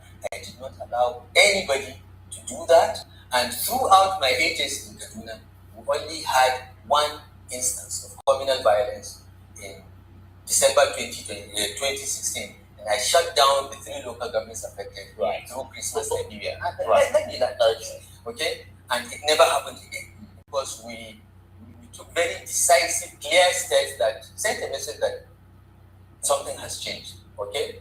Now, but we knew that there are people that don't even live in Kaduna that make social media posts and so on that sometimes can ignite the problem. And I'll just give one quick instance. Somebody living in Port Harcourt or somewhere, or Lagos, said that some students of College of Education were killed. Yes. All right? And we checked. All right? The long and short of it was that because I called the commission, what's happening? How did this happen? Yeah, that was called Maida Joseph. Was it Maida Joseph or Luca Biniat? No, Luca Biniat was stringing for bank and it was different. It was stringing for bank. Joseph was leadership newspaper Anthony Jacobson of Authentic Newspaper. I know Midat. Midat was a reporter for one of the newspapers. Yeah, Vignette, I remember. Okay? Vignette's issue was different. This one was a guy called Outmekuri. He is the CEO of Chocolate. Yes. I remember the guy who was brought from Lagos. Okay. He posted that. We called him. We said, look, how you treated this news false. Where did you hear this from? Because we checked. The principal said because the 5 students that were killed were journalism students. The College of Education doesn't do journalism. Right. All right? So we called, we said, look, go and admit that this is not true. Because this kind of reports can trigger retaliation from the people that he stood by his story. So what we did do as a government, and this is what we did in each and every of those cases. Anyone that does something that we think is likely to cause communal violence from previous history, our Attorney General writes to the police and says, look, Charles has published ABC, we've reached him to retract, he has refused to retract, please investigate him for injurious falsehood, incitement, blah, blah, blah, blah, under the penal code. That's what happened in the case of Outman. Well, they said these were your political opponents, that you were essentially silenced Maikori, for dissenting against. Maikori, political opponent, the guy lives in Lagos. Right. He cannot get 10 votes. But all those people I mentioned, so this is what happened. They all wrote articles that were critical of your government. No, they didn't. All of them did. Look, no, they didn't. Midat, Joseph, and I are still in touch. We are good friends. We may have disagreed on something, but if you see any of them, and what we did, as I said, is to write this, the police will investigate. Now we tell them, investigate first before you go and get a person. They investigate, they invite. How was invited, they refused to come. So the Nigerian police is one. They brought him from Lagos and arraigned. That's what we do. We arraigned him for a court of law. Right. Well, what about the still unresolved case involving one of your very fierce critics, a man known as Abubakar Idris Dadiyata, a lecturer and a social media commentator? He was, to use your word, abducted from his Kaduna home in 2019 by unknown gunmen and has remained missing to this day, nearly 7 years later. Amnesty International considers the case to be one of enforced disappearance, and many figures point towards your government, which was in power in Kaduna State at the time. Are they right for their fingers to be pointed in the direction of your government? Because his protection is the duty of your government. You're welcome, Bro Christian. Bro Christian, thank you for joining. Yeah, Are you there? Hello. Network na musabo, eh? So sorry. I saw it, they kicked you out. Yeah, okay, but on now, correct? Yeah, I can hear you clearly. Go ahead. Okay, so it's a short program. But anyway, so obviously this whole thing is evolving, and yeah, so RFI, I've always believed that they are not as smart as they are making people to believe. I feel like not only Britain are strategizing all this while. Britain, they have strategy on how to handle our people, how they set up the Southeastern Biafran politicians, set a trap, get them in it, and get them in a compromising situations, and just at the end get them to do their bidding. That is what it's all about. And like I always said, the British, they are known for that. They are just expert when it comes to that. So for El-Rufai, right there, in the presence of the entire world, speaking on a public forum, indicting himself, self-incriminatory, that not only the government have a means of tapping people's conversation. Absolutely, thank God you had that. I was shocked. That they have the means too Then I say, I know. For me, I'm not surprised because Buhari put Pantami, a terrorist, but they're all terrorists. That's how I speak because I know that they are all, they are all the coordinators. So Buhari put Pantami there, and Nigerians 100% protested against it that he should be out because they know it's antecedent. They know that Pantami is a terrorist himself, a terrorist sympathizer, a terrorist coordinator. But guess what? As usual, they just ignore Nigerian people because they know that Nigerian people, they can't do nothing. They are just mouth, only mouth, and nothing more than mouth. So for 8 years, he stayed there, and all the mechanisms were put in place in which they can tap wire information and pass it onto the terrorists that kidnaps people and demand for ransom, and they will not be able to trace them because he controls the data sources and information. That is what, and Pantami is on the side of this R5 because these are Buhari boys, right? Of course. So the information, that information that Erufai got is coming from the same source of the Pantamis who have established a network that they listen to everybody's conversation. Now, it's a normal country where there are rule of laws, this alone, they will just go after him because you are committing. Do you know what it is to tap the phone call of National Security Advisor? Security. All right. And you are sitting there in the country and you confessed it. This is evidence you cannot deny because you've just confessed it, that you had it. So, but, when like in Nigeria, you always begin to wonder, which can country be this? Everything that happens in that country is mind blowing, But at the end of the day, I will just say that I can't see how I get Jack because again, I will say this quickly, all this enmity, or should I say conflict brewing between them is part political, and also on their part as Fulani, it stems from the fact that Tinubu is one of them, but he's probably not doing enough.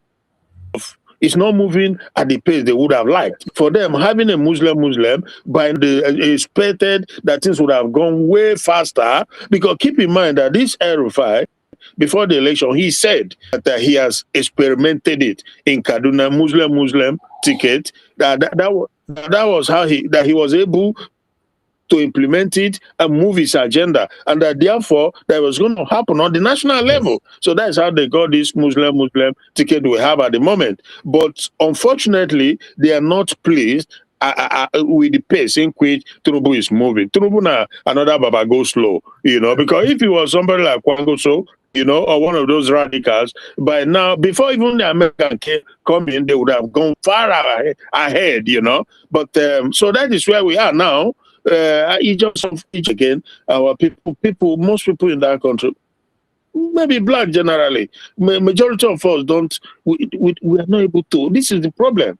That's just the problem. Every time they come and lie to you, and they move on and they come back and lie, you cannot. People are not able to really hold them accountable. They are unable to assess, process data in a way that will yield result. It's just sad. It's just unfortunate. What do you, my brother? Thanks. Thank you so much, my brother. You've spoken well. That very part of the speech was what shocked me. That was even the major reason I had to play this very video, where he made that very confession. Something that they have even passed as a law in Nigeria, that even in Nigerian law, that they passed a law where they say that even when somebody sends you a voice note and you share that voice note without the consent of the person, that you are liable to go to prison for 5 years. In their new law they passed. And somebody is on national television here telling you that he tapped the line of Chief NSA, National Security Advisor. Yeah. And nobody's if for anything, and Frank asked him clearly. Frank decided to ask him clearly. Let it not be a mistake. That means you tapped Frank or Charles? Charles asked him, and he said, yes, somebody tapped it. Yeah. So the government, naturally, you know, he will be apprehended. On other normal circumstances, he will be apprehended. So what is that source? Who is that source? And how the government naturally will have the power, to hold him responsible, because this is what is causing the adding, or should I say, adding to the insecurity going on in the country, because there's somebody who is Because passing now information we are around. looking at somebody now who intercepted the call of a general that was killed.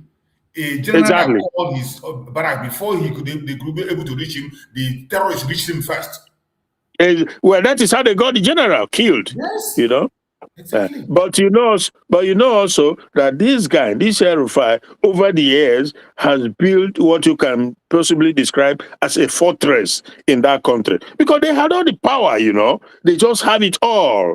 So you see what happened when he came into the country. He flew into the country, army of supporters all over the place. They overwhelmed the DSS. They could not arrest him. Right? Imagine if this was any other person. There's nothing stopping them from whisking you away.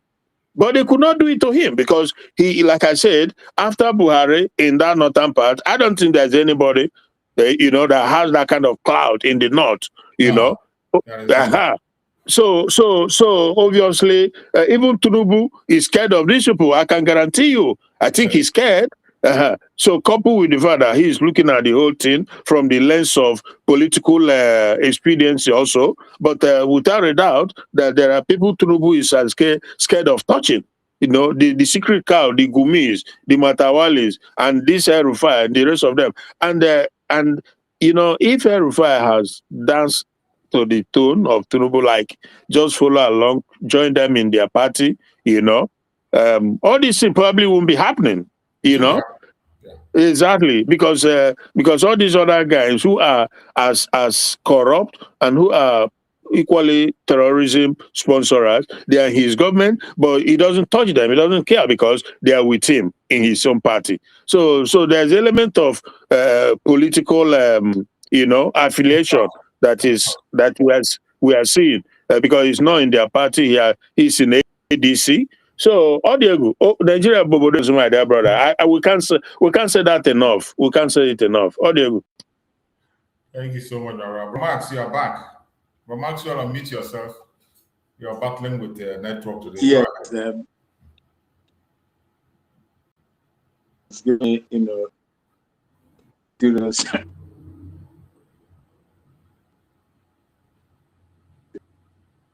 We can't hear you, bro. Max, go ahead. Can you hear? Yeah. Go ahead. Saying in Aerofire, like concerning Aerofire, is one of the owners of Nigeria. Nobody is going to arrest fire. Aerofire told and Nigeria that they knew where the terrorists are. The Islamist jihadists that were killing the Nigerian people, especially in Kaduna as at that time. He said he has gone to see where in their various countries and paid them. That was the time I wanted the DSS, the police, then wherever, to swoop on this guy and at least question him. If it was in same country, let me say, if that thing happened in Ghana here, this man will not be out today. He will be because we have repeated for much utterances, for supporting those that are causing insecurity and murdering people.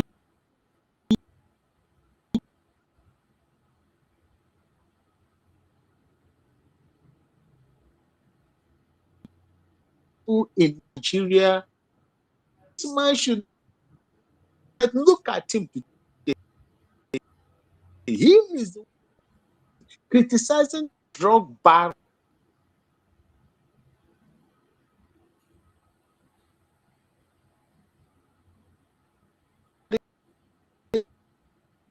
Am I coming up? Your network. Am I coming up? Your network is really. Okay, go ahead. This is serious. This is serious. Go ahead. You see? Okay. Look at how he was even. Yeah. Network problem, Mazi. Network, they kicked him out.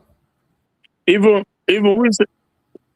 we say when they Babylon, they give us hell, how much more, eh? Yes, Bromax, are you there?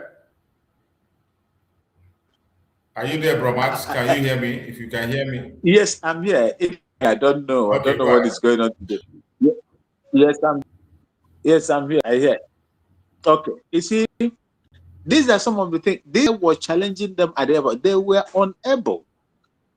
They were unable to arrest this man. They were unable to arrest this man at the airport. They were unable. If this man was to be someone from South East or South South, or someone who is from Southwest, if Tinubu is not the president, you will see how DSS work. Look at how they arrested Okorocha, the ex-governor Okorocha or so, Okorausa.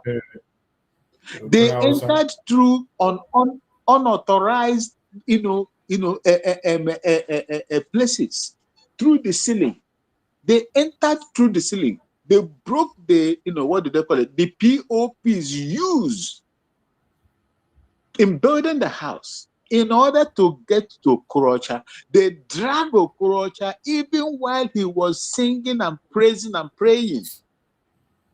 They took him away without mercy. Look at what they did to Joseph Carlo. After dealing with these people will still go back and begin to sing One Nigeria, Hallelujah, One Nigeria, Hallelujah, One Nigeria. Very, very shameful. But look at the owners of Nigeria. El Rufai is one of the owners of Nigeria. Fulani Caliphate is the owners of Nigeria.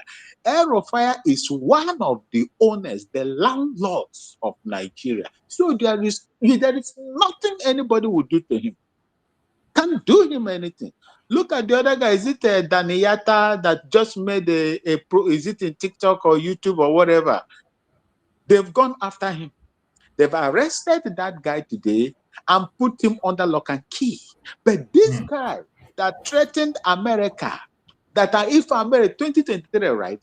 If America venture interfere in Nigeria election and come to Nigeria, they will go in body bags. This is the same man that told you that they paid. They know where the terrorists are. They have gone to pay them to stop killing Nigerians. And these people are still, they have the vim to walk on the street of Nigeria. And you want to tell me that that country is not gone?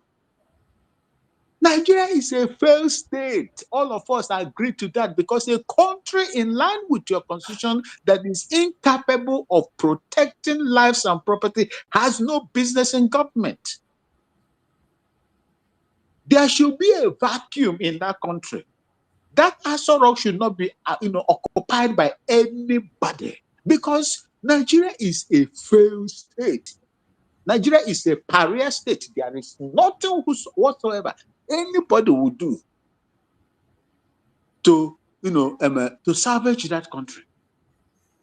Look at how terrorists in Kwara State, look at how they are parading them, yabbing the government, telling them in Hausa that government is doing propaganda. Inane munkamaku sunche anan nekwara. Akwe wande ando kikudunku ache me kuke yi lokoche ankamaku muna ya sorry awore. Is it awore or something like that? They were speaking Hausa and they were answering. The government lied that they have rescued so person. Nothing. All be audio. All be audio. I watched it right now, just a few minutes ago, in Marcel's platform. That was where I was before I came in, few minutes ago. Pregnant women, old men and old women, young girls, young boys, even children and nursing mothers. Oh, Nigeria. Hell, Nigeria. Aden. then what is the problem with you people? When you look at all these things that are going on, yet you still want to maintain a criminal construct that has permitted other jihadist Islamic fundamentalists to, hey, if you be juju in Mazichuk, the person will do this juju for Nigerians, he be real native doctor. He really sabi work. A very powerful native doctor. Jesus Christ. You see what is going on. Look at in Zamfara. Look at in Katsina. Look at in Sokoto, in the headquarters of Sokoto, somebody was leading sheep. Oh, this one no be cow. Ordinary sheep. Strap himself with AK military graded weapon, AK-47 assault rifle. Oh, if I'm myself, that is their zone. What of in Imo State? What of in the sea of Imo State, Owerri? When Fulani people strive, even in Abuja, parading themselves with the AK-47. Yes, broad daylight. But the government said. But the government said and don't ban it. Tinubu pronounced it, but you know that his words are just mere words. They don't carry any weight. No, Master Christian, by supposed to know these people. Exactly. But Brahmas, you know, you see this Rufai now. In coming days, for this self-indictment, if he's not apprehended by the to tell them how was he able to tap the conversation of the National Security Advisor, if they are not able to do it, it simply means that he is among the, that the list of those untouchables, and that he probably have something on them. He has something on. He has something on Tinubu. He has on all these guys. So if they touch him, he will open up everywhere. But otherwise, these are some of the times where they can touch somebody like that with America around, Let me tell you. I say, agadi nwanyi iriri ihe nwata wee ọ ga-ara ya ahụ before tie ya ọkpọ. Agadi nwoke maọbụ agadi nwanyi iriri ihe nwata ọ ga-afịa arụ ote ya ọkpọ n'isi. These people are working together. They know themselves. They will never do him anything. Look, he said it there plain that when Charles was asking him, say, but do you know that it's illegal, to listen to someone's conversation? He said, but they've been doing it to some of them too. He defended it. He defended it. He didn't deny it. He said, but they are doing the same thing to them. So someone was at eardrop. Someone was at eardrop. And not just somebody. And not just somebody. National Security Advisor. You know the weight. To tap the communication of the National Security Advisor is a grievous offense, no matter who you are. No be Nigeria. Of course. No be Nigeria. You can describe it as treason. Of course. You can even call it treason. No be Nigeria. It's just like tapping a presidential line. A presidential line now. That is to Tinubu. Mazi Chuks, wait, make I tell you. These people, they know themselves, they will not touch anybody. Do you know the reason why Bola Ahmed Tinubu was challenging the fake Buhari and the entire northern caucus? Do you know? Why we are hammering on this? Why we are hammering on this is for United States to know that when we say Nigeria is a terrorist country, it is not a joke. It is not a joke. That's why we're hammering on this. In a place where terrorists have information that even ordinary citizens don't have. Mazi Chuks, there was something I said before. I say, if America, they said, according to what we read in the news, that they are collaborating. Now, I made a comment on you. I made a comment on your platform some time ago. I said, America. Well, I believe America. I trust them. I trust their intelligent, prowess and how they can get their things. In fact, America, when they are investigating you or working with you, they will even plant serious moves in your own system. They will use your own to monitor you as they are working with you as well. I know them on that. They can do that. They are the one that brought this notion of moles or snitches and things like that. It was the American system. So they have to get your own people to infiltrate you and get information, expose you. Why do you feel that they are still working with you? I don't want to trust them. But what I told them that time is that on this your platform, that they should mind how I used the general, that they intercepted his phone call. Yes. While he was calling for SOS, what we call save our soul call. It's a distress call and a rescue call the man was calling that time. But how did he drop into the ears of the ISWAP or Boko Haram? After it was immediately he dropped the call was intercepted, and they went straight, find the GPS, find the location, the exact location where the general was calling, the brigadier general, the one-star general, and took him, showed it to Nigeria, disgraced Nigeria that the man has reunited back to his barrack with his soldiers and so on and so forth, and later by that man.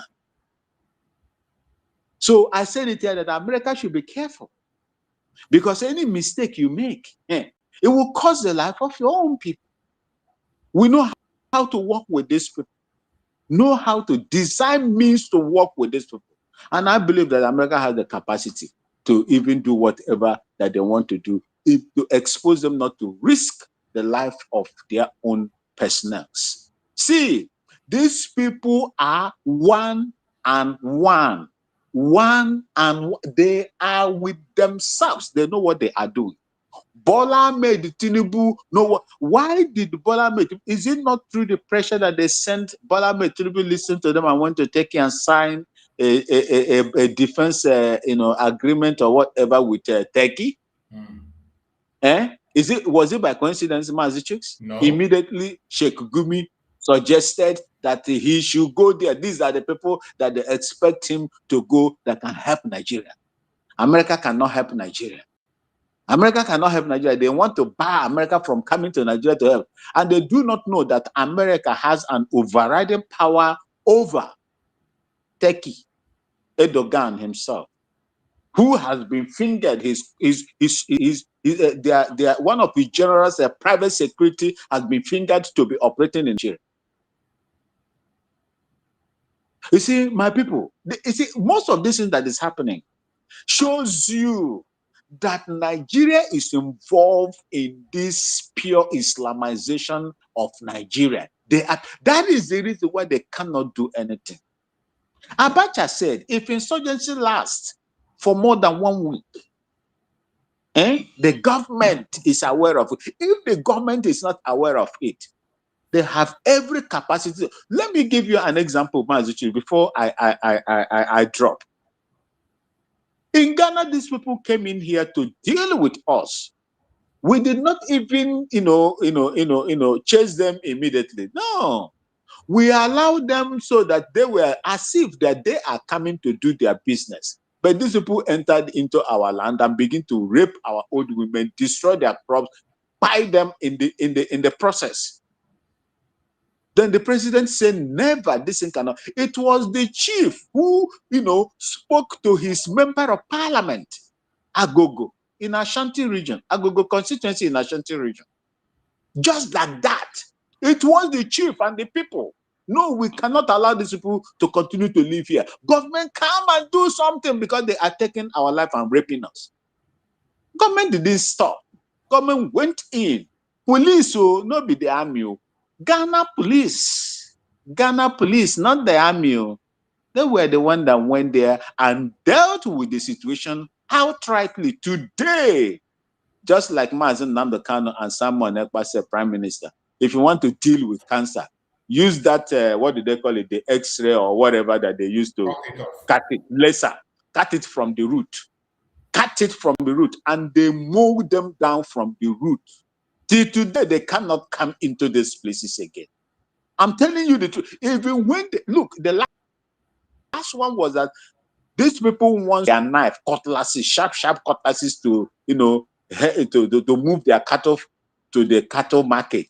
The chief gave order. This is chief. A chief gave order, say, look, we know you people to be carrying sticks to direct your cows. If we see you again with cutlass or any sharp object within you, you will be banned. You will take your cattle out. Just a chief. Just a chief. A chief. That which even Nigeria cannot, the government cannot do in Nigeria. And you want to tell me that they are not complicit with what is going on? They are outrightly complicit with what is going on. That is the reason why they can't fight them. The only thing that we have to do, since America, because Americans are human beings. They are human beings. My trust is only on God that created the Biafran people and placed them where they are today. That is the only Chukwu that I trust. I don't trust no human being. Every human being has a price, unless God is manipulating that person to do the right thing from his own authority. If not, who would have believed that Finland would do what they did to their own citizens?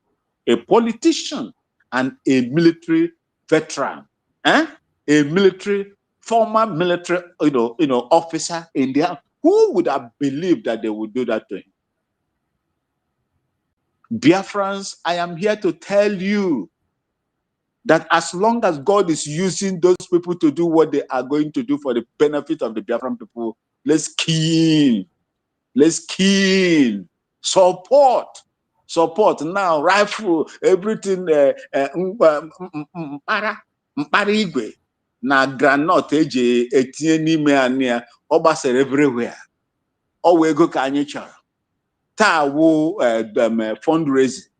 Unu je ga no ọbụgodo kọbọ bụrụ afọ unu tinye ọ ga-enyere anyị aka. Na-etinye na-agọzi ya, Chineke ga-eme ya, ọ ga-amụbara anyị ya, and anyị ga-egweta ihe anyị ga-eji wee chebe ala ndị Biafra, ndị chebe ụmụ anyị ha, ụmụ ọma anyị ha, ụmụ nwaanyị na ụmụ ntorobịa, ma ndị nwoke ma ndị nwaanyị, ma ndị na-abịa abịa, ma ndị okenye nọ n'ebe anyị ga-eji wee kpuchigide ha. That is the only thing we have to do. Mazi Chooks, my network is giving me serious problem. I have to yield here. And I tell you that Biafrans, happy Valentine Day in advance. May God continue to lead you and protect all of you one after the other. I heard what they are doing to our people in India. If we have gotten our own Biafra, I don't think that anybody, they will be begging you to come to their places as an expatriate, because the knowledge base, in line with what Simon Ekpa, Prime Minister, said, is what Biafra is going to adopt. The use of our skill and our brain, knowledge, everything, and what God has given to you people. That is what we are going to use to develop Biafra. Nobody will be running away, seeking greener pasture outside, where you will be denigrated, intimidated, and treated like an animal. An animal. That is what Nigeria has given to us. I thank you all for listening to me. May Chukwu Kikabiyama continue to bless you, protect, and provide for you, and grant us Biafra soonest. Thank you, Mazi Chooks, Mazi Christian, and those in the comment section. I love you all. Remember that I remain your Okene from the little beautiful city of Bolgatanga in Upper East Region, Ghana. What can come, can come. Thank you, Mazi Chooks, and God bless you. I yield. Thank you so much. Thank you. So let me play this this thing and see who can round it up and end the program. My time is already. Just they are totally wrong, and what you have been given is not the right. It's not the correct thing. The theater's timeline is still around. Go and study it. the dictator was not a fierce critic of Kanu state government. He was a fierce critic of Kanu state government. He's from Kanu. He's a Kokosia guy. He lives in Kaduna and lectures at the university in Katsina State. He lives in Kaduna. But he's a fierce critic, not of Kaduna State. Go and review his timeline. Okay? It was Ganduje that was his problem. But he was living in your state. He was living in my state. So technically, he is your... No, of course. He falls under your province. Yes, but I didn't even know him. We only got the report of the dictator's existence. Right. Okay? And the fact that he lived in Kaduna State, after his family reported to the police that he was abducted as he was returning home in the evening. And when we investigated, all that we could gather from his family was that the abductors came, took him, and they came from Kanu. So if anybody is to be asked questions about the disappearance of the dictator, it's Kanu state government. It has nothing to do with Kaduna state government. We didn't even know he existed. And Charles, trust me, he was not a fierce critic. I didn't even know he existed until he was abducted. But today, some people on social media ask me, I don't care. 3 years after the dictator was abducted, a policeman that was posted out of Kanu to Ekiti State confessed to someone that they were sent from Kanu and they took the guy, they abducted the dictator and he felt bad about it. That's the only thing I knew, but it was not a Kaduna State problem. He lived in Kaduna State and it was our duty to protect him. But how could we protect him when we didn't even know he existed or was a particular critic of Gandhi? Right. Okay. Well, let's move on from there and to the what should be really the second part of this discussion. Yeah. Because you've been largely silent for a few months now. In Nigerian politics, silence is often strategy. Were you recalibrated? Were you regrouping? Or were you politically wounded by your own defection, first to the SD and subsequently to the ABC, which clearly has failed to unify the opposition as you had hoped? Because, I mean, you were talking about a unified opposition under the ABC, or perhaps the tsunami of the other high-profile defections that are sweeping the opposition in what some have termed the betrayal of the opposition. I mean, I'm curious to know what your political calculations were and are. Well, look, Charles, maybe the best way to answer it is to say all that you described is a bit of everything, okay? But from my days in the construction industry, since I graduated from university, the construction industry has a culture of closing down mid-December and remaining close to mid-January. Yeah, but you hadn't spoken before that. Pardon? You had spoken for quite some time before. No. I left this country in November because I had to shut down through December and part of January. As I was planning to come back, I had a triple infection, bronchitis, malaria, and a viral infection at the back. And I was hospitalized for 5 days, which scared me because I've never been in hospital for more than one night in my life. Well, I'm glad you're feeling better now. I'm fine now. I'm perfectly fine. In fact, I have all the medical reports that I will publish before anything happens. And they say, oh, he's always had in him. I have perfect health, actually.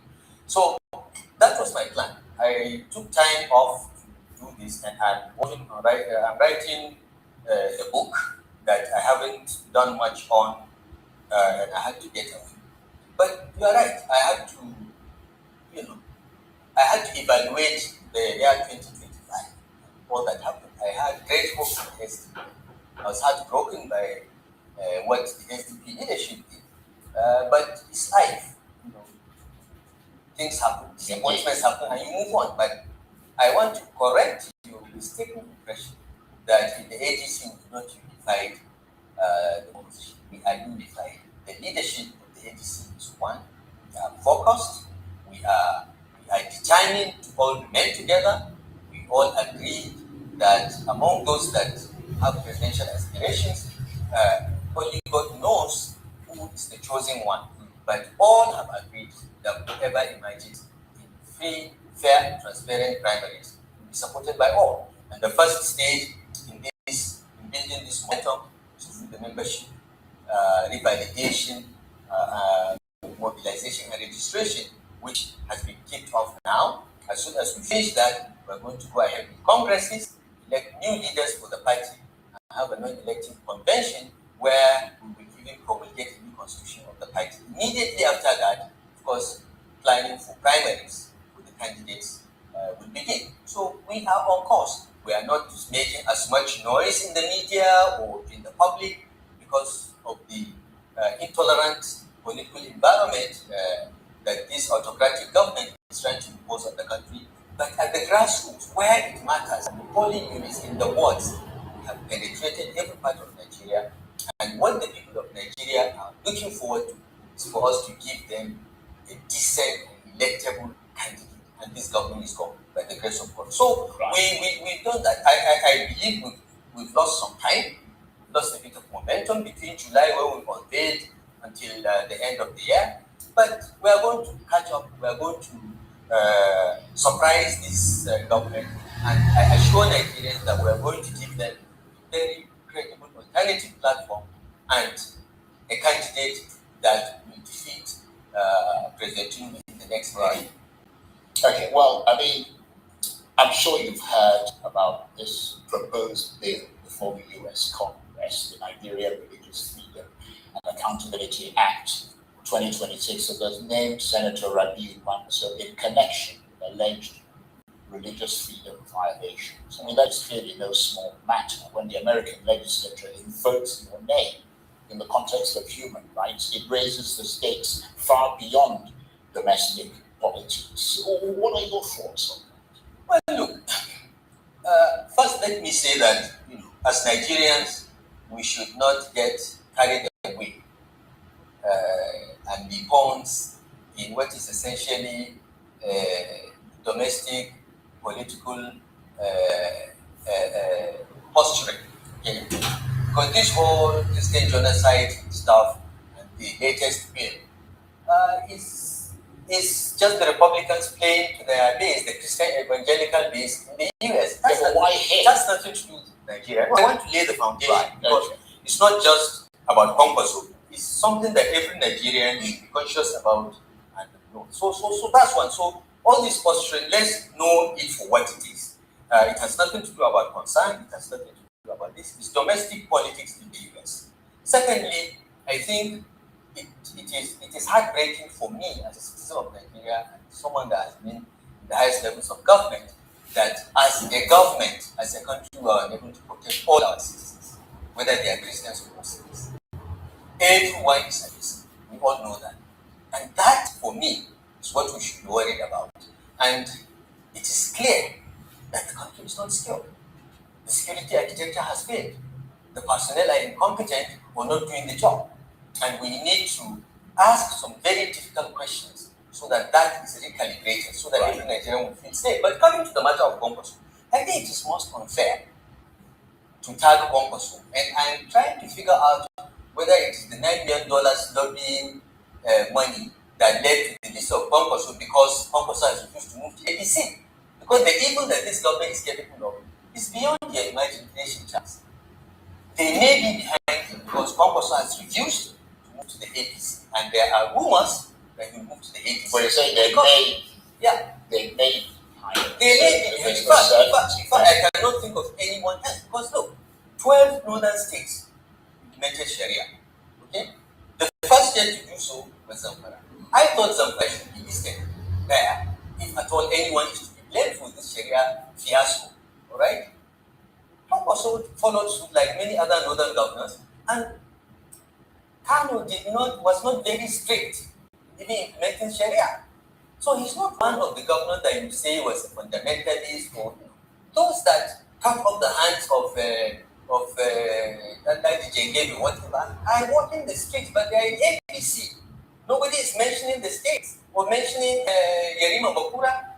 Nobody is mentioning Aziz Yari. These are governors of Zamfara state that protected and promoted Sharia. But it is Kwankwaso that is targeted. It makes me want to ask questions. Where is this coming from? So I think we should be very discerning as Nigerians, not get carried away. Well, that's why we're asking questions. Yeah. Because nobody has quite those answers. I mean, we're running out of time. Well, I hope my explanation contributes to the answer. I don't know whether that is the answer, but clearly, we must not get carried away by some of these things. Right. Well, let me ask you another big question, because the presidential election has now been announced to be the 27th of February, 2027. Are you running for president? I mean, you've talked quite a lot about the things that you'd love to see happen, the changes that you'd love to see implemented. You've said you've been let down by other people that you anointed as president before, you supported. Yeah. So really, the only way that you can push through the things you want to push through is if you're running yourself. So is that your intention? Do you want me to run for president? Well, I couldn't possibly comment on that. Okay. That's why I'm asking you the question. Let me tell you, I have said this over and over. I'm not a candidate for any office. In fact, I ought to have retired. But for the disaster that I contributed in foisting on Nigerians, I would have been in Egypt, writing my books and completing my PhD and learning to be fluent in Arabic. That was my life plan after. But what is happening. The country is in bad shape, and every Nigerian is suffering across regional and whatever divide. Everyone is having to go through a lot. So you're going to run for president? And side by side with that, you have this affluence and massive diversion of public resources to a few individuals. It hurts me a lot. But the decision to run for president has not been made by me. I have not made the decision to run for president. But it's somewhere in the back of your mind. No. It's not at the back of my mind. There are people that have come out and indicated their interest, and I think they will do a good job. So are you saying effectively that you will not run? No, You're leaving that option. You never say never in politics. Right. 24 hours is a long time. Even if I tell you I will not run today, tomorrow it can change, because if all the leaders of my party, for instance, come and say, look, let's say, all those that are running have decided that they will need you run. Right. Okay? But for now, it's not your intention. For now, no. It's not in my play. Okay. Madam Nasir El-Rufai, I want to thank you. You have had the midget in Kaduna, one of the terrorists. You have had him. The mission he has is to go and learn Arabic in Egypt. He wants to have PhD in Arab. That is somebody who is directing your affairs in Nigeria. He wants to go and write a book and be fluent in Arab. That is his ambition. That is his dream. Now you know where he's coming from. May Chukwu have mercy on all of you that are still hoping in that very Nigeria. I thank everybody that have been with us on this very program. That brings us to the end of the program. I wish you all a very wonderful Valentine once again. It is weekend. And I wish you all a very happy weekend wherever you are. Enjoy yourself, do what you have to do, and continue to speak for Biafra. For those who are in the United States, if you can get to Frank and tell him to stay away from issue of Biafra if he doesn't have information. If he wants to know what is happening in Biafra land, he should ask questions before he comes to the national television to talk rubbish. People should confront him so that he will desist from that line of what he's doing. IPOB is not a terrorist organization. The Liberation Army are not terrorists. Biafrans are not terrorists. We are not involved in it. The genocide happening in Biafra land is conducted by the Nigerian government. The insecurity in Biafra land is perpetrated by the Nigerian government. The false flag that they are calling IPOB members, unknown gunmen and whatever. There is nothing like unknown gunmen. They are government agents conducting false flag. Soludo is their sponsor. Hope Uzodinma is their sponsor, and we have evidence to that. So wherever you see Frank spilling those lies, tell him to go and ask questions before he begins to talk. May Chukwu guide and protect everyone. Thank you so much for being with me on this very program this night. We have taken it even more than where we're supposed to take it, but to God be the glory. Happy Valentine once again, and see you all tomorrow, same time, by the grace of Chukwu Kabiama. Good night, everybody. Stay blessed. Bye-bye.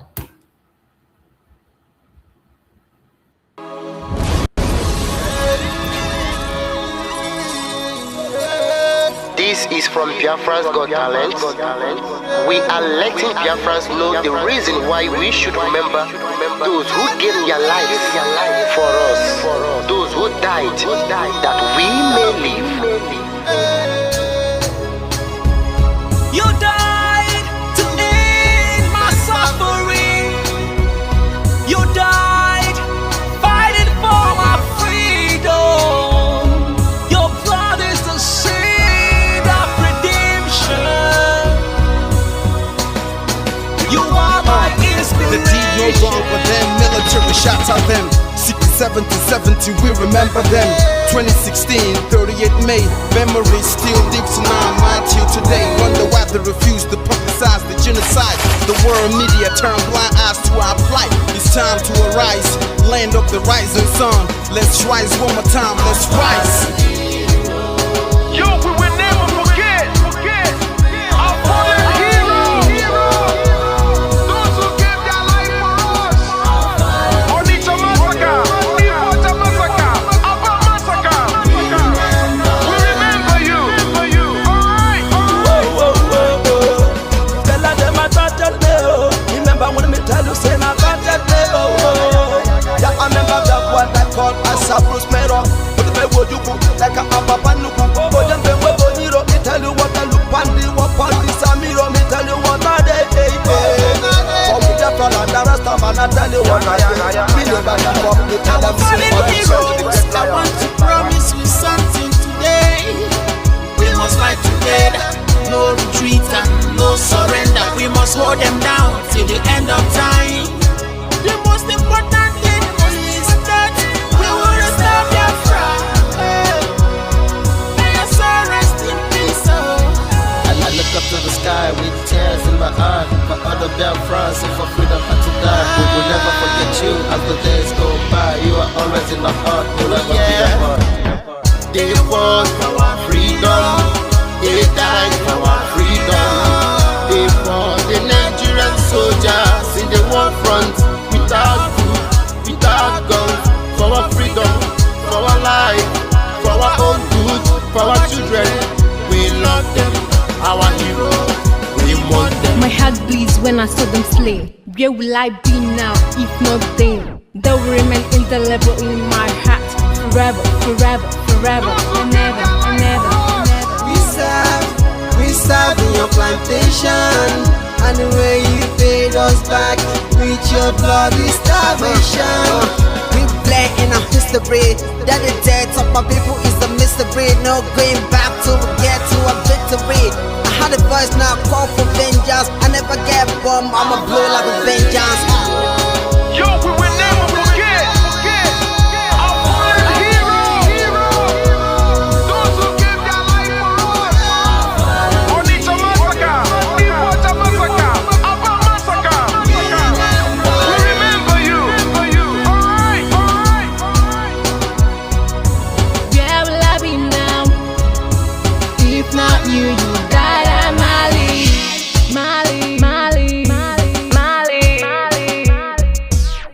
They were starved to death because of our freedom, and they paid the debt for our freedom. Flag high for those that died in the genocide, fighting for you and I. There is pain in our heart, we bleeding inside, tears in the eyes of our fallen heroes. This is for my fallen heroes. Give them motivation, people. It's like I'm looking at myself in the mirror. Cause we to be a cast, I need to be a nurse. If we did not retire, They paid the ultimate price. They died for the freedom of unborn child. We live for the legacy. Yo, we will never forget our fallen heroes.